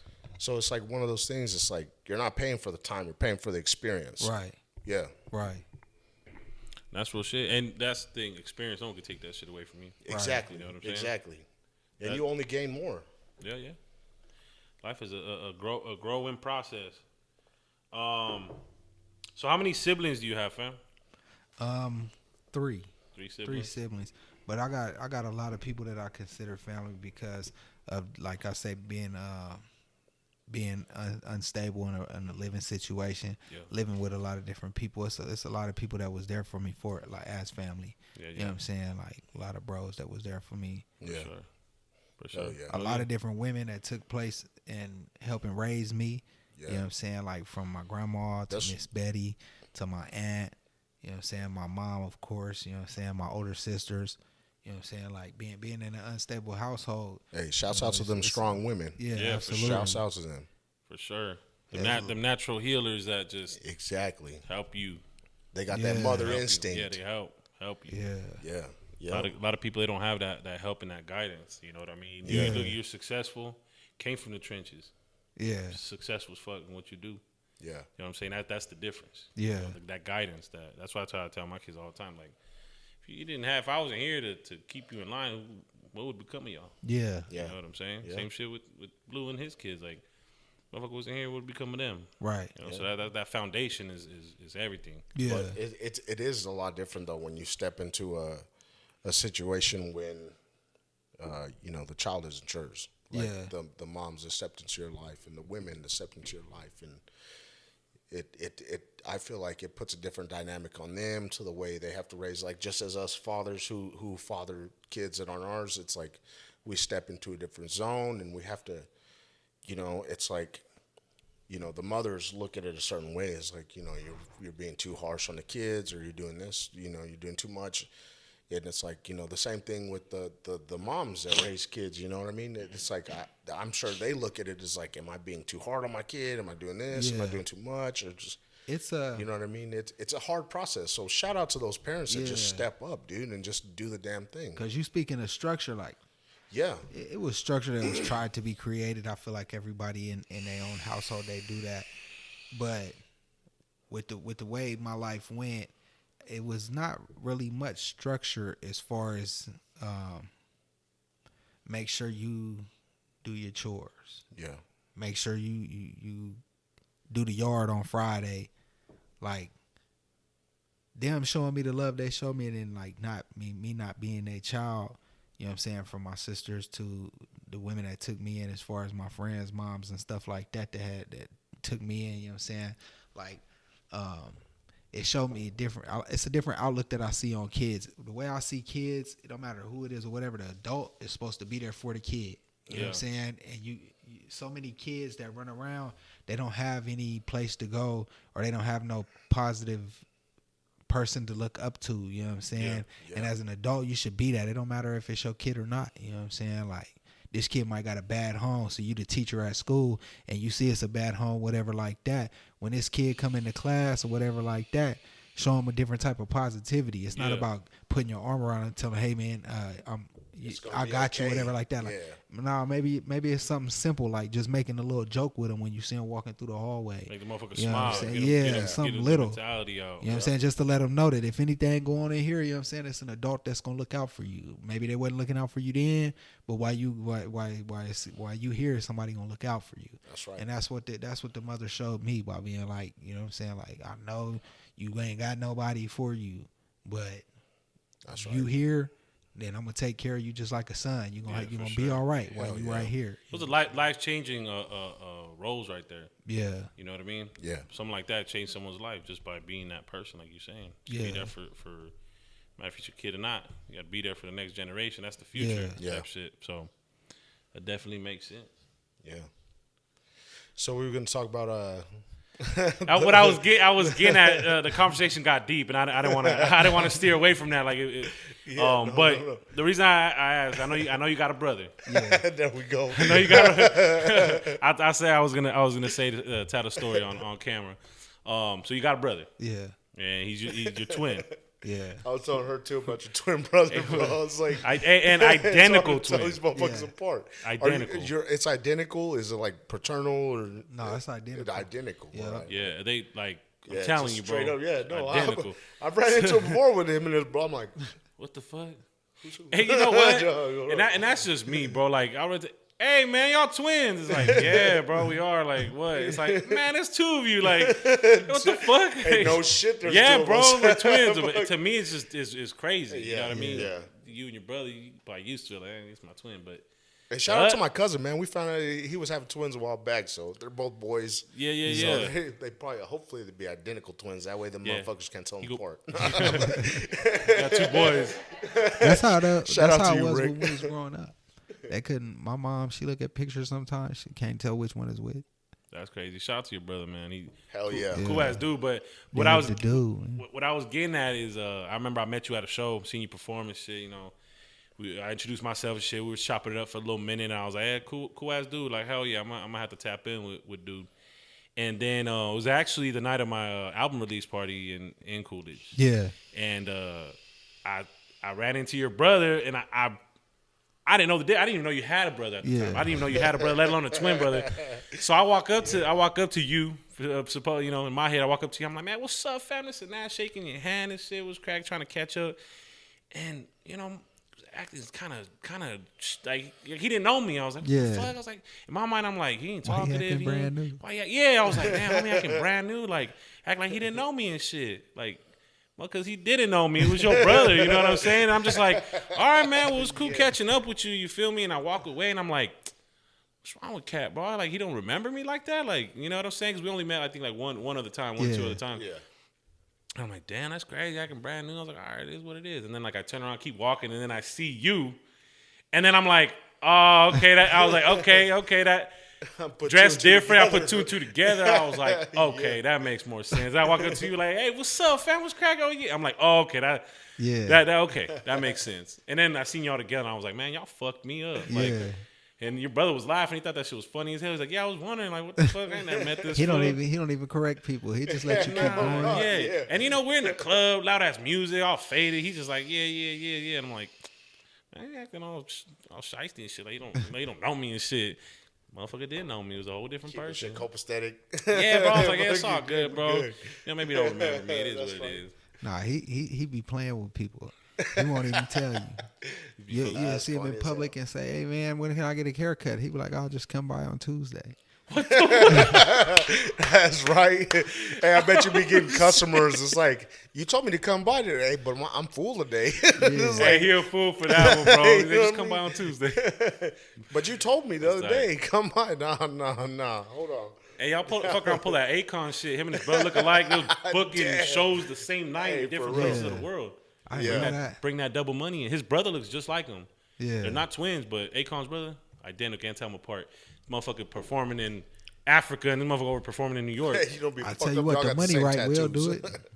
What? The money's right. If the money's right. Hey, I said a fool. He said the money's right, we'll do it. There we go. Hey, you just got to start showing, you know what I'm saying, that stage presence. I don't think you can teach that, bro. I don't think you can teach that. But, hey, if the money right, you know, all right. Man, you're going to type up 5, 6, 7, 8. You know what I'm saying? Get it in, bro, if the money's right. Hell yeah. What do we say? Where we fuck around at? Where he's like, $20 is $20, motherfucker. What's up, dog? 40's 40. Hey, you feel me? Fuck, that's what's up, though. $20 I didn't have, dog. Bro, you know how many times at the club we be just chilling with, doing shows, and it's like, I'll be telling the story. This motherfucker is so crazy. Tight, man. That's cool. Hey, tell us where your barbershop is. Give us the roads and address it's and all on that. Arizona Boulevard, 1023 South Arizona. Oh. Done dropped the rifle. Good thing it wasn't loaded. Imagine, bah! Whoa, hold on. It's in Coolidge on 1023 South Arizona Boulevard. 1023 South Arizona Boulevard. Y'all heard it. That's what's up. All right. Coolidge is small. If you go to Coolidge, you'll find it. Just cruise the boulevard, you'll see it. You'll see it. It's the blue building, right? The blue red building. It's on the blue building. Yeah. Hell yeah. You got the whole barbershop, the spindle out there too, the red and blue out there on the. Oh yeah, it draws a lot of attention. You could tell in that little area right there. I just painted that motherfucker blue and put a whole bunch of them barbershop signs out there and shit like that. Yeah, that's right. I didn't know what to do. I just knew I was gonna have a barbershop. He said, I didn't know what to do. We'll call it Torrance Barbershop. I don't know what theme I'm gonna have to it. That's real. I started seeing other companies. I'm like, that's Michael and Co. or John's Brothers or something like that. You know what I'm saying? And I'm like, man, all these people keep naming their businesses after them. I want my business to be named after me. That's right. Yeah. That's like your baby right there. Yeah. And that's shit why should they be the only Torrance ones Jr. with their right there, dog? Hell yeah. Yeah. When I found out you do hair, and it was like Torrance Barbershop, I was like, that's fucking sick. Hey, you got anybody that braids hair over there or what? Nah. Why don't you get a motherfucker that braids hair, bro? I don't know what kind of backlash I'm gonna get for this. But when I first started cutting hair, I worked in a beauty shop, and like the men didn't want to come get their hair cut. You know what I'm saying? They was like real weirded out. They asked me to come by and do their haircut after work, or call them whenever our closed, so that they ain't got to come in while the women so they was can in get there it cheaper. And stuff. Like, it was the women that like being men and women in the same spot. You know what I'm saying? Okay. Especially the town being as little as it is. Yeah. A lot of people, they just like they get nervous around women. They don't know what to do. You what watch to say, that. You watch that movie Barbershop, and you're like, all men go to a barbershop. Yeah. All women go to the beauty shop. Yeah. You know what I mean? So it's like because it's stuff we can't say and stuff we can't do. You know what I'm saying? The barbershop is a lot more than just a place you go to get your haircut. Yeah. That's a locker room. You know what it is. You go to the locker room and you talk about talk. Yeah, exactly. It's the locker room talk. Yeah. And you know what's funny? I noticed that shit.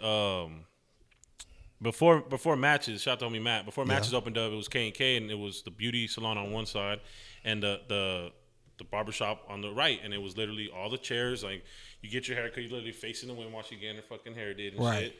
And it was cool, but then it wasn't. Yeah, because they're not talking, we're not talking. Right, real quick. They're doing their shit, we doing our shit. We kind of like, oh yeah, this is oh these bitches, this and that. Like you talking motherfuckers talking under their breath and shit.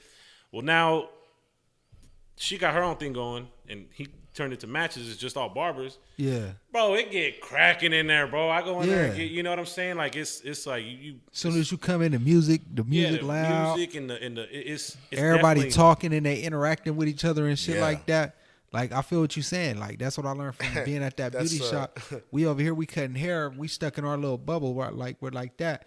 Like ain't nobody talking from over each other, talking from chairs. Ain't nobody interacting with each other. Yeah. You want it to be comfortable. You know what I'm saying? Like you came to kick it at your homeboy house or something like that. It is more of an intimate area where you could talk to just the person that you're cutting their hair. Yeah. Yeah. Where when you got them women in there, bro, like I mean me personally, I'm not one that if you got a woman, she probably don't want you coming taking advice from me. You know what I'm saying? Off the rip. Yeah, which brings us to our next segment. Now, when them girls come through with their kids and stuff, that's one thing. But to have it open to where it's men and women both getting their hair done, all in the same building, all looking at each other like you say like that, like the men can't be men. You know what I'm saying? Real shit. Like, real shit. Yeah. And the women can't be women. Yeah. I know how I know how women are. Hey, they talk the same way men do. Come on. They talk the same way men do though. If not worse, bro.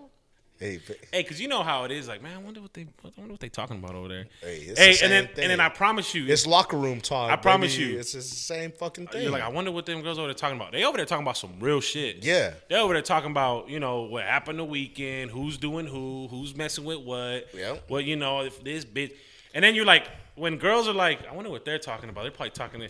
We're all, so what'd you do last night? I'm hungry, fool. Like, you know what I mean? Like, you know what I'm saying? Like, with that being said, like at the barbershop, we really don't get in the conversation and ain't nobody gossip. Ain't no like what you was saying, like they talking about who's messing with who and who's doing what and stuff like that. Like that's the difference between the beauty shop and the barbershop. Over there at the barbershop, man, shit. Motherfucker, he might tell you some shit that he made up off the top of his head about some girl he messed with last night. You know what I'm saying? But like, it's just fantasy land for him. Yeah. You know what I'm saying? But like, as a barber, you know what I'm saying? You call him out on that, like, hey, bro, you full of shit. You know what I'm saying? Like, that's real. Hey, that's so the whole I was time there that night. You were like, we'd have had a 30-minute conversation about how I'm telling everybody you wasn't fucking the girl you said you did I fuck. like that. That's you know tight. what I'm saying? Like, and the girls wondering, like, what y'all in there talking about? Like, man, definitely not you. Hey, like. He said we in there talking about girls we want to fuck. Carmen Electra, dog, motherfucker. We in there, men arguing about bullshit. Bullshit. Hey, yeah. last time they ended up like they stopped the middle of the haircut. Motherfuckers went out back to do a foot race. Oh shit. Shit was like, hey, shit got heated and it was like, all right, let's get it. And it was just like, pause for a second. Motherfucker almost fell. Motherfucker won, paid him out, back to the haircut. I was like, this shit. I was like, what the fuck just happened, bro? I was like, holy shit, bro. We getting it in over here. God See, my damn. girl should be telling me that too. She be like, hey, your homeboy ain't told you. I'm like, man, we don't gossip. Hell no, Homeboy told you. Hey, You can tell but me you You know didn't what? tell me nothing, and I ain't asked. That's how I feel, man. I feel like dudes don't gossip like women No, do. dude's politic. Yeah, Yeah. we politic. We politic, yeah. you know what I mean? There's a difference There's a between difference, gossiping and gossiping and politicking. politicking. Hey, tell us what the difference is between gossiping and politicking. Oh, them is two different things. Tell us what it is. Let though. them know. Let Look, the tell us people what know. it is, though. Politicking is, well, let's start with gossip. Gossiping is talking about somebody and some shit you ain't got no business talking about. That's right. Politicking is talking about something that can benefit or something that needs to be something that needs to have attention to it. You know what I'm saying? That's what needs to be said. Something that needs to be, how do you put it? It needs to be put in the universe. It needs to be said. It needs to be talked about. Something that needs to be. It's a current event. It might be clearing the elephant in the room. It might politic a little bit. You know what I'm saying? We might have to get something out the way. I might need to tell you some shit. That's right. Or you might need to tell me some shit. Or it might be about some business shit that we can get to put together and shit like that. Definitely. So we can sit here for 2-3 hours and talk about all kind of shit and not one time talk about somebody else's business. Yeah, that's right. That's right. Hell yeah. Real talk. Hey, for all you folks out there, you heard it. You listen. Look, the Facebook is down here now. So well, I'm talking to all the people on YouTube who are watching this. All the live people, the camera. The live people are our guests too, but all y'all motherfuckers I'm talking to everybody on YouTube. So everybody on YouTube, watch the video, man. You're gonna see it. We live, baby. So make sure you go subscribe, man. Make sure you go hit up all the handles. Go subscribe to all that shit. Yeah, we good there. But that's real shit, though, fam. That's real shit. I'm a firm believer. You don't talk about nobody else in their business, their personal business. One thing, a lot of people that small talk, they'll ask personal stuff that they shouldn't have no business asking. How much rent you pay over there, or how long you been with that girl, or and that's what gossiping is. Yeah, that's what women do. Yeah, women talk about too much personal shit. How much is your car payment? And I feel like I've had people that come into the barbershop. They be like, "How much you pay rent?" I'm like, "You ain't even." It's not like you inspired to open up no barbershop or nothing. You just want to know just to know what the fuck wrong with you. I just want to chime in real quick. Look, I feel like that's where a lot of fights stem down to in a relationship. It's like, hey, you talking about too much of personal shit. You need to chime down on that shit. You need to stop and move back from that shit. But you still got to be careful, because as a man with a woman that you with, she finna be talking about you and all the personal time. Business. Yeah, all the time. No, that's gossiping. Hey, that's what I mean. How many times have you heard? It's like gossiping. Heard a woman like, "Hey, chime the fuck down. That girl. motherfucker ain't shit." Like, damn, why don't just, you know what I'm saying? Not even about you though, but it could be about something she heard from somebody else, and it's like, I don't want to hear about that shit. I don't got time for that shit about that motherfucker. Like, yo, I'm trying to just do my own thing right now. Like, I don't got time to hear about this, about who and so did what this weekend, and all right. so got fucking. I ain't got time for that shit. I ain't got time for. I feel like we're gossiping now. I feel like we're gossiping now, fam. No, it's just it was a touching on the subject. Real shit though. But yeah, it's a big thing in the barber world. You know what I'm saying? Like, somewhere you go comfortable and go get your hair cut, chop it up with your dude. Yeah. You know, dude, I get my hair cut, like, motherfucker knows. You know, we know. We chop it up and shit, and it's just like sometimes you need that shit. Yeah. It's a third party. It's not like your close homies. It's hey, not man, like I'm gonna have to make a visit to you and me and my boys, and we're gonna fucking chill over there and get our haircuts and shit, bro. Hell yeah, definitely. Anytime, bro. There we'll talk. We'll have to go to Coolidge. I'm gonna go out there, show some love too. Yeah, I'll hit you. I'll book something with you for real. Yeah, because I've been knowing for a long time that you had a barbershop, but yeah, you know what I mean. It's just like every time I pass by, I never go to it's fall. Coolidge. Yeah, we never. I never go to Coolidge. It's 15 miles that way. It's 10 minutes. And with being a barber too, like I said, I've been cutting a lot of people hair that I cut since we was kids. Yeah. And so like over 15, 20 years, some of these people. And you can't convince them, no matter how good of a barber is, you can't convince them to not get their hair cut by me. They don't know nothing else. And I've understood that as a barber too. So I don't take it personal when people like, hey man, I know you be cutting hair, but I don't come over there. It's cool shit. Like I said, sometimes I've realized the difference between personal and business a long time ago. Yeah. So I don't take it personal at all. I'd rather be able to just, you know what I'm saying, smoke a blunt, drink a drink, be able to kick it all night without nobody feeling a certain type of way. Cause keep it cool. Yeah, because it's an understanding. It's all good. So do you cut your own hair? Yeah. So I cut my own hair too. And that's the thing too. Like I bought some fucking clippers from Walmart and go at it, and I was raised by dudes that's from East Phoenix, and I kicked it with dudes that's from East Phoenix, and we've the Psychos. Yeah. This motherfucker remembers this. Motherfucker. And fucking these motherfuckers used to just fucking clip us up in their me, I don't know about him, but he used to clip me up in his garage, and it was cool every time. Like it was like, all right, cool. It was a cool fade. It was a line. It was good. You know, everything looked good. So it was like, all right, cool. But like I'm saying is, ever since then, I was like, I could do this. Yeah. And I've always clipped myself up, and then my boys too. But I'm telling you, if you could do that shit, that's a talent. That shit ain't easy. No, it's not. It's hard as fuck. I'm over looking at you like, I'm just psychotic. I ain't about to take no clippers to my own head. And one of my probably boys take clippers to my beard. My blood boy, his head is shaped fucking stupid. God damn. Hey, Shout out Baby Blue. Hey, for real. Hey, that's my boy, dog. You know what I mean? Like, you get those motherfuckers whose head is just like shaped stupid. Like, you're like, hold on a minute. It's all kind of Do you weird. get that How do I do all this? kind of weird shaped heads. You know what I mean? Like, how do you do this? It's like flat on one side, and then it's round, and then it's flat, and then round again, and you're like, what the fuck happened? You know what I mean? Like, so, like, when I'm cutting his hair, I'm like, boy, I'm gonna do my best. You know what I mean? I try to do my best. I try to do my best and whatever, but you know what I mean?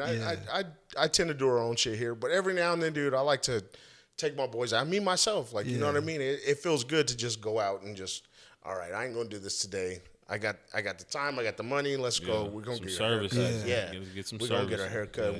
We're gonna pay. We're gonna drop some money. And that's why I opened a barbershop in Coolidge. When I opened it up about 12 years ago, actually, a little bit over 11. When I opened up 11 years ago, it wasn't no barbershop. It wasn't no place for nobody to go. And I used to go to Phoenix, and I was in Tempe at the time. Like I said, I was living with my sister. And up there in Tempe, she'd take me to get her hair cut, like at different spots.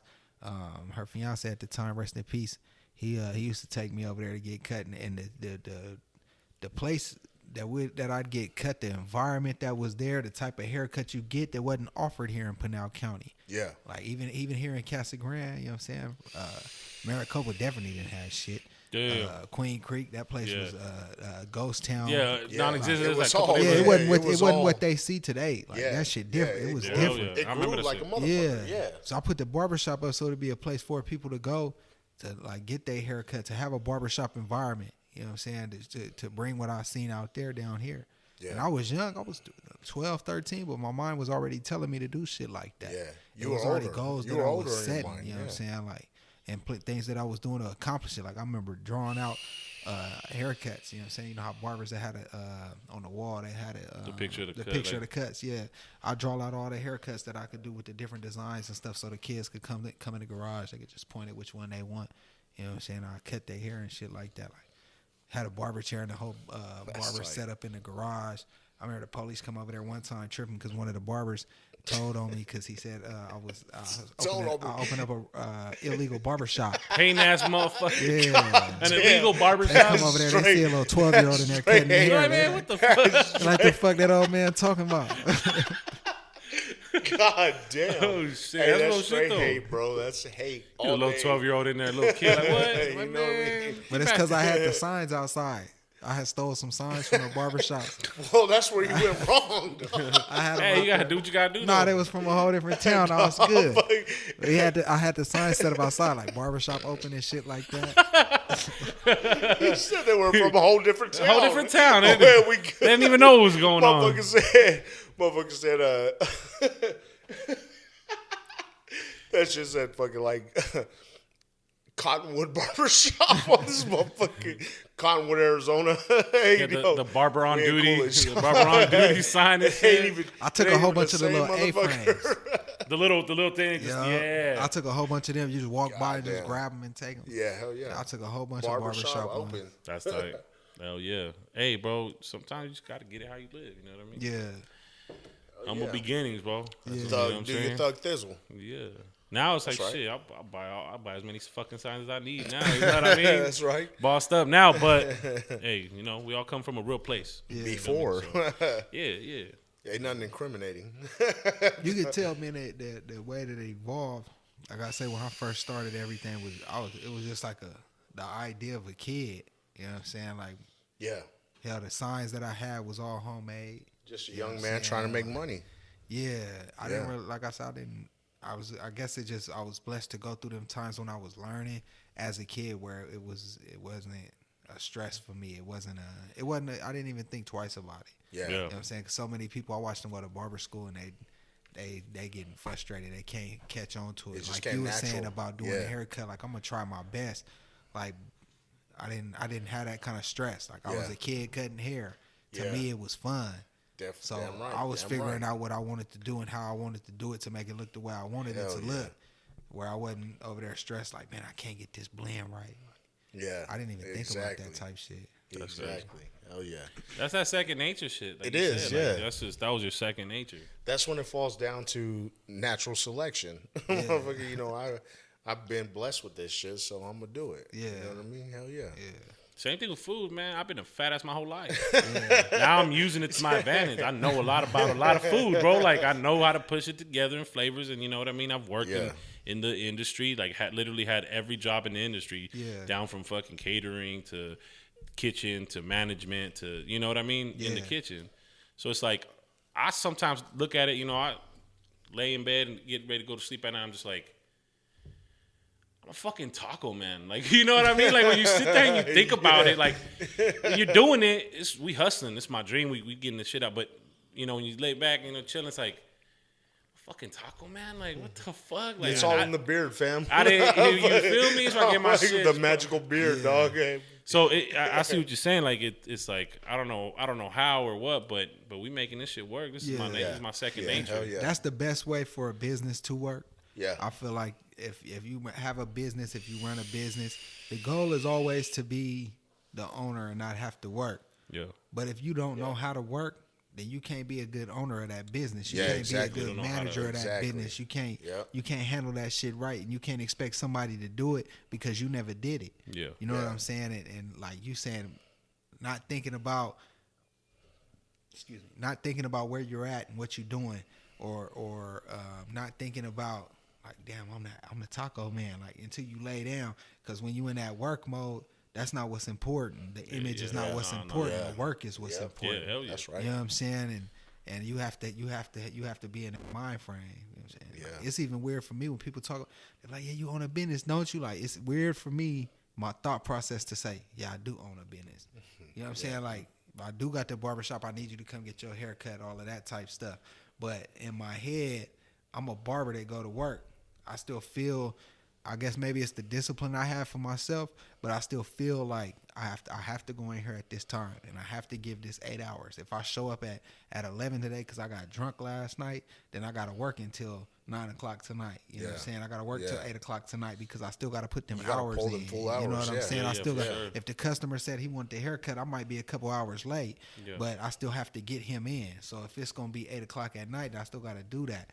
You know what I'm saying? Like I don't think like an owner to be like, no, it's 8 o'clock. I'm shutting everything down. Yeah. You got to come back tomorrow. As a scheduling issue, like I fucked up on scheduling. Hey, no, I still think from an employee's point of view. Okay. I can't be late. If I'm late, then I'm in trouble. Yeah. You know what I'm saying? Okay. And that it makes make it sense, easy to think about boy. to say, No. you lose a Listen, you lose a couple with you, customers because of you came in late, whatever like that. They go to a different barber now for the next 6 months. They're gonna be getting cut somewhere else. Yeah. You know what I'm saying? Talk. Or with you with the food, like they might have called you a couple times. Like, you know what? I'm already paying for the food. We've already agreed to some shit. He said it's gonna be 1 o'clock and he don't ever show up till 3:30. You know what I'm saying? Yeah. Like, man, I'm just not gonna call him this time. I'm gonna save everybody the headache and not call for the tacos this time. Hell yeah. You know what I'm saying? So you, like that work, the discipline for the work ethic. Yeah. To say, man, shit, I put a schedule on it. I'm gonna be punctual about it. That's really important when you run your own business. And hey, ladies and gentlemen, that's the difference. That is the difference. That is the difference. You know There what is I'm a thin line. That's the difference. The thin line. That's what you got to understand. There's a thin line. Between love and Not between love and hate. my bad. Between business and pleasure. I'm just gonna tap into the Oh yeah. And we still on live. Thank you. If you're looking at us on live, man, you can see the back of M7OC right here. But he's still with us. They've been looking at the back of your head the whole time. They've been making sure your lineup's straight. He cut his own He shit. said, "I'm a Let me barber." see. Hold on, let me see how straight That's he hard get to it. do. That's In hard the back. to do, bro. Oh Doing boy, your own haircut is hard. man, you ain't got nobody looking at the back of your head. And you're like, you feeling it? Hey, it feels all right. All right, come on. Man, I'll go months. Like if anybody watch my social medias, they'll see it. I'll go months. Hair looking crazy, grown out because it just takes so long and it's such a headache to cut my own hair. I'm like, fuck it. So what do you use in your hair? I don't use nothing. I keep everything natural. All So right. I use like coconut oil or I think it's called argan oil. Argan oil. Yeah, Like, I fuck with that. When I use had some long ass hair, oils. bro, I let my hair grow out a couple times, and I'd use argan oil. That motherfucker would be like it would fucking flex in, but then it would be stiff and it look nice. You know what I mean? So I'm like, hell yeah, that's a good look. But natural oils are always the way to go. Yeah. There are products and stuff like that are good for your hair. As far as people that like to like style it, they like to comb it to the side or comb it back, or they might like to put the S curl in there, or they might like to use the beard oils and stuff. It is stuff that you got to find out what's good for you. But if you ask me as a barber, I do natural cuts, and I always promote natural hair growth. You know what I'm saying, for everybody. So like, that's real. No perms, none of that Gorilla Glue stuff that they be using and stuff. Yeah. That might break your hair. It's bad for you. Yeah, it's bad for your hair. Yeah. So do you do straight blade and all that too, right? Yeah. Okay. That's real. Well, shit. What I use in my hair is what they call it, fucking hair tie. A hair tie. That's all I put in my hair. That's it, fam. That one thing, that one thing that they used to use back in the day. It's called a hair tie. But the thing is with me is like I have over here putting the whole situation out. I have really dry scalp. Oh, okay. So I Head and shoulders. bro, I use head, shoulders, knees, and toes, bro. None of that shit work. Nah, that shit ain't gonna work. None of that, no, bro. The That's Selsun detergent. Blue, the Selsun Blues is one It's thing is detergent, medicated, bro. Yeah. It's detergent. Oh, I'm about to put fucking avocado You ain't oil. ever seen those commercials? It's like, hey, you got to use this one because all the rest of them were just detergents. Nah, I haven't seen that. Nah, what? Bro. Nah. I just know that the only thing that's worth worth you that. can have your girl or something parted over to the side and use that argan oil. Oh, okay. Yeah. Like just Part put it, it on your put it. scalp. That way it's not going all through your hair. I still got like a half a bottle of argan oil. What? We're gonna talk about this after. Got you. Good looking. Let's get it. Nah, but when I do get my hair braided, my hairstylist, I don't know what she be putting in there, but it's thick. Like she put something in there. It's like oily. It's some oil shit. Yeah. But my scalp, like, it's while my hair is braided, scalp no dandruff. It's all moisturized and shit. So if that's the only time something go in my hair is if my shit's braided. Yeah. That's legit. She has something that she help make it stick, but Hell yeah. nah, I don't know. And hair, like you said, natural growth is important. Motherfuckers putting all kinds of crazy ass shit in their hair. Wonder why their hair looking all crazy. Oh yeah. Wonder why it fall out early. Yeah. Wonder why. Shit go thin. Motherfuckers is 25 years old. Running Motherfucker thin. already receding and Running shit. thin. I don't Yeah, watch. I receding don't watch the hairline. homeboy. I had to go. I'm not gonna say no names, but homeboy I went to school with. He used to always have his shit braided back, but when it get to a certain length, his mama would perm it, and she'd braid that shit back and stop on the back of his neck right there, never grow. Or he started growing dreads. His shit all the way down his back now. Damn. They had to cut it. They just had to cut it off and quit using all them chemicals in the shit every time it tried to grow. Damn. I done seen it happen with women, all kind of different people. They changed their hair growth instead of getting these perms and trying to relax their shit. Yeah. Or maybe it's a white woman that want to get the perm that had the curls and shit like that, but the shit won't never grow. You know what I'm saying? As soon as you let the natural hair grow naturally and start putting natural products in there and stuff like that, it'll do something different for you. Yeah, it'll change the way it flows. Yeah. And that's good knowledge you kicking right here. That's free game. You know That's what I'm saying? real. You Yeah, spin, exactly. you know what I'm saying? And, Exactly. and that's why we're here, man. That's Look, why we're doing this because, you know, so there's been a lot of positivity coming from it, a lot of knowledge coming from it. Exactly. You know what I'm saying? And that's the whole reason for this. Yeah. To spread, maybe someone didn't know about it. I know mine didn't know about argan oil, but, you know, to the next person who's watching, is like, okay, you know, learning a thing or two, learning about business, you know, learning about, and that's what we're here for, man. Yeah, that's what we're here to spread the word, man. Spread. Yeah. So we got about 3 minutes left, man. I got a little segment that I want to jump into, right? Okay, like I said, it's probably not so much relationship advice with M7OC. Kicking game with M7OC. Yeah, it's called Kicking Game with M7OC, all right? So I'm going to ask you a series of about 4 questions and make them kick, bro. give us a gift of gab, bro. You know what I mean? Ready? Yeah. Hey, should you love these hoes? No. And why? Absolutely not, because you gotta love yourself. And you can't. How you gonna love some hoes if you ain't loving yourself? Real shit. That's right. Okay. That's right. You gonna give all your love to these hoes? You gotta love yourself. Yeah. That's right. That's right. It's important to love yourself, man. If you don't love That yourself, bitch- who else that you bitch gonna might love? leave. I don't know. I'm not saying all my women the man. same. Hey, but my I man, done, that's I done, my I dog. done seen some motherfuckers put in some work and that bitch took off anyway. That's my Yeah. dog. Hey, real. Shit. All right. Real shit. What does pimp stand for? Oh man, shit. Pimp stand for what's right. The money. I need the money, and you know how to get the money. So let's get the money. Yeah. I don't know if you was looking for an acronym standpoint. Nah, Let's go. Let's go acronyms too. I really can't think of that off the top of my head, but Put I it will in my say- pocket. Yeah, I mean, there's all kind of different ones. But point being, at the end of the day, What's the other different ones that you know? man, shit, you put me on the spot. Let's now. go. Come on, just kick it. Hey, it's free game. Pussy is made for players. Hey, Okay. let's go. What else you got? Man, shit. I don't want to go He said we freestyling now. Go. Nah, Let's go. Hey, you want to kick a fucking freestyle or what? I'll kick whatever you need me to kick. Hey, bro, we can do that shit, dog. Real talk. Well, hey, the one question right. that I'm dying for. I want to go for. Pussy is made for players. I like Pussy's that made one, for- though. Is made for players. I like that. Okay. What you got? No, the. Okay. I'll ask my question on the list. Is the game really to be sold and not to be told? No, Okay. I think the game was invented to be passed down to somebody. I think a lot of people fuck it up by trying to sell it. Okay. You know what I'm saying? But it depends on what kind of game you're talking about. I mean, at the end of the day, if you know something, not everybody finna pick up on that. So they're gonna have to make an investment if they want to know that. You know what I'm saying? So it's not to be sold. You're not supposed to sell out, but somebody got to bring something to the table if they want the game, though. Oh shit. Okay, so the game is to be passed down, Passed down. is what we're looking at, right? Yeah, The game is to be influenced and passed down to future because generations. you'll fuck the game up by saying anybody that got some money can pay for this Yeah, shit. exactly. That's real shit. Exactly. So any motherfucker off the street with some money can, you know what I'm saying? Anybody Yeah. can buy the game. Now you got suckers everywhere trying to fuck the game up.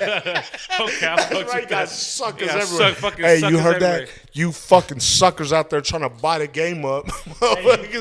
Y'all got our shit fucked up. Hey, That's- your camera's that's over where- here. I wanted to get to your camera though. I wanted to get to. Fuck, bro. That's Hey, where all you can that's where all switch the lenses. them privileged rappers come from. That's real. They That's got real. some money. They bought the They game. pay their way. They bought the game. They pay Okay. their way and they fuck it up. All right. So, That's some real shit, bro. I fucks with that. I fucks which with that. which leads us to our last question. What time of day should you give these hoes? You got to give them a little bit of time. I thought you was gonna be like none. We ain't gonna give them no time of day. Hey, He fuck said, these nah, hoes. let's keep it real. You gotta get. Oh man, I love that. I love that. That's great. You gotta give him a little bit A of time. little bit You of time gotta- of day. Okay. A little bit of time of day. You can't get what you want if you don't give them what they want. That's real. That's real. I Okay. mean, a lot of people think like, oh, he a player. He take advantage of these bitches and shit like that, right? But if you doing what you supposed to be doing, and shit, you might got something to offer this bitch that nobody got to offer her, and they be looking like, oh man, all he do is take your money. Yeah, but he keep your nails done. He keep your purse up to par. You don't never ask for shit. You just ask for money. You know what I'm saying? You ain't never wanting for shit. Every time you need something, he there for you. So and he might have took a couple extra dollars out your pocket for some shit he had to take care of. But he was taking care of you on the back end, on the point that you probably couldn't afford that lifestyle, but he gave it to you anyway. You know what I'm saying? Like they won't tell you that shit behind the closed doors. Yeah, that so. shit. Hey, right here. We don't need a button for that shit. You can't hear it. You can't hear it, but it's live on the radio right now. It's there. It's the round of applause, man. Hey, that shit's tight as fuck, bro. That was a good segment. I like that. Kicking game with That was M7OC. kicking game. Kicking Hey, game. so whenever you go on your Kicking post, you game about with to make a post. M7OC. Yeah. Kicking game with M7OC. That's right. That's right, dog. You know what I'm saying? Hell yeah. That's good shit. Hey, that was good shit, man. I love that. But yeah, man, you know what I mean? It's 4 minutes past noon, so we're gonna go ahead and wrap it up real quick, man. It's been a fucking hell of a time. Yeah, bro. It's we been a appreciate good you fucking coming time, out, man. Shit been dope. Yeah. You already know. It's always a movie every time we link, bro. It's always a good time, bro. Yeah. And not to drag it on, but I'm talking like Stupid Hey, Young. Open up for Stupid Young show. Fucking the competition that I was a judge for. Just I could go on for days how many times we've been in the field and you've always been active and you've always been consistent. You could show up deep. You show up by yourself all the way to fucking North Glendale and shit. Like, to get it in. You know what I'm saying? By yourself. Like, I come out by myself to do it. And that's something I always notice. And that's something like that. Like hey, this man is a fucking pioneer, dude. Like, he does his own shit. Entrepreneur, fucking. He been doing it. Businessman, smart as fuck. He knows what he's doing. So. Real talk. He said they could try you if they want to. Exactly. You know what I'm saying? But exactly. Yeah, man, we happy to have you. You know what I'm saying? It's the Monday morning hangover. Yeah. For sure. We here, like I said, show support, show love. You know what I'm saying? And we're gonna wrap it up. And that's what it is. Hey, tell him, give him the address to your barbershop one more time, man. The barbershop is Torrance Barbershop, 1023 South Arizona Boulevard, Coolidge, Arizona. And that's all the social, it's on Google and stuff like that. Social media is Torrance Barbershop, TORON, Torrance Barbershop, and all the social medias for the music, YouTube, stuff like that. Meet the Loc, M7OC 87. Okay, so we own it, man. You heard it here.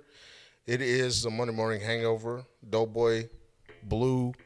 We got M7OC in the building. Yes, so, sir. Hey, thanks for watching, man. We own this motherfucker. Appreciate y'all. We out. Yeah.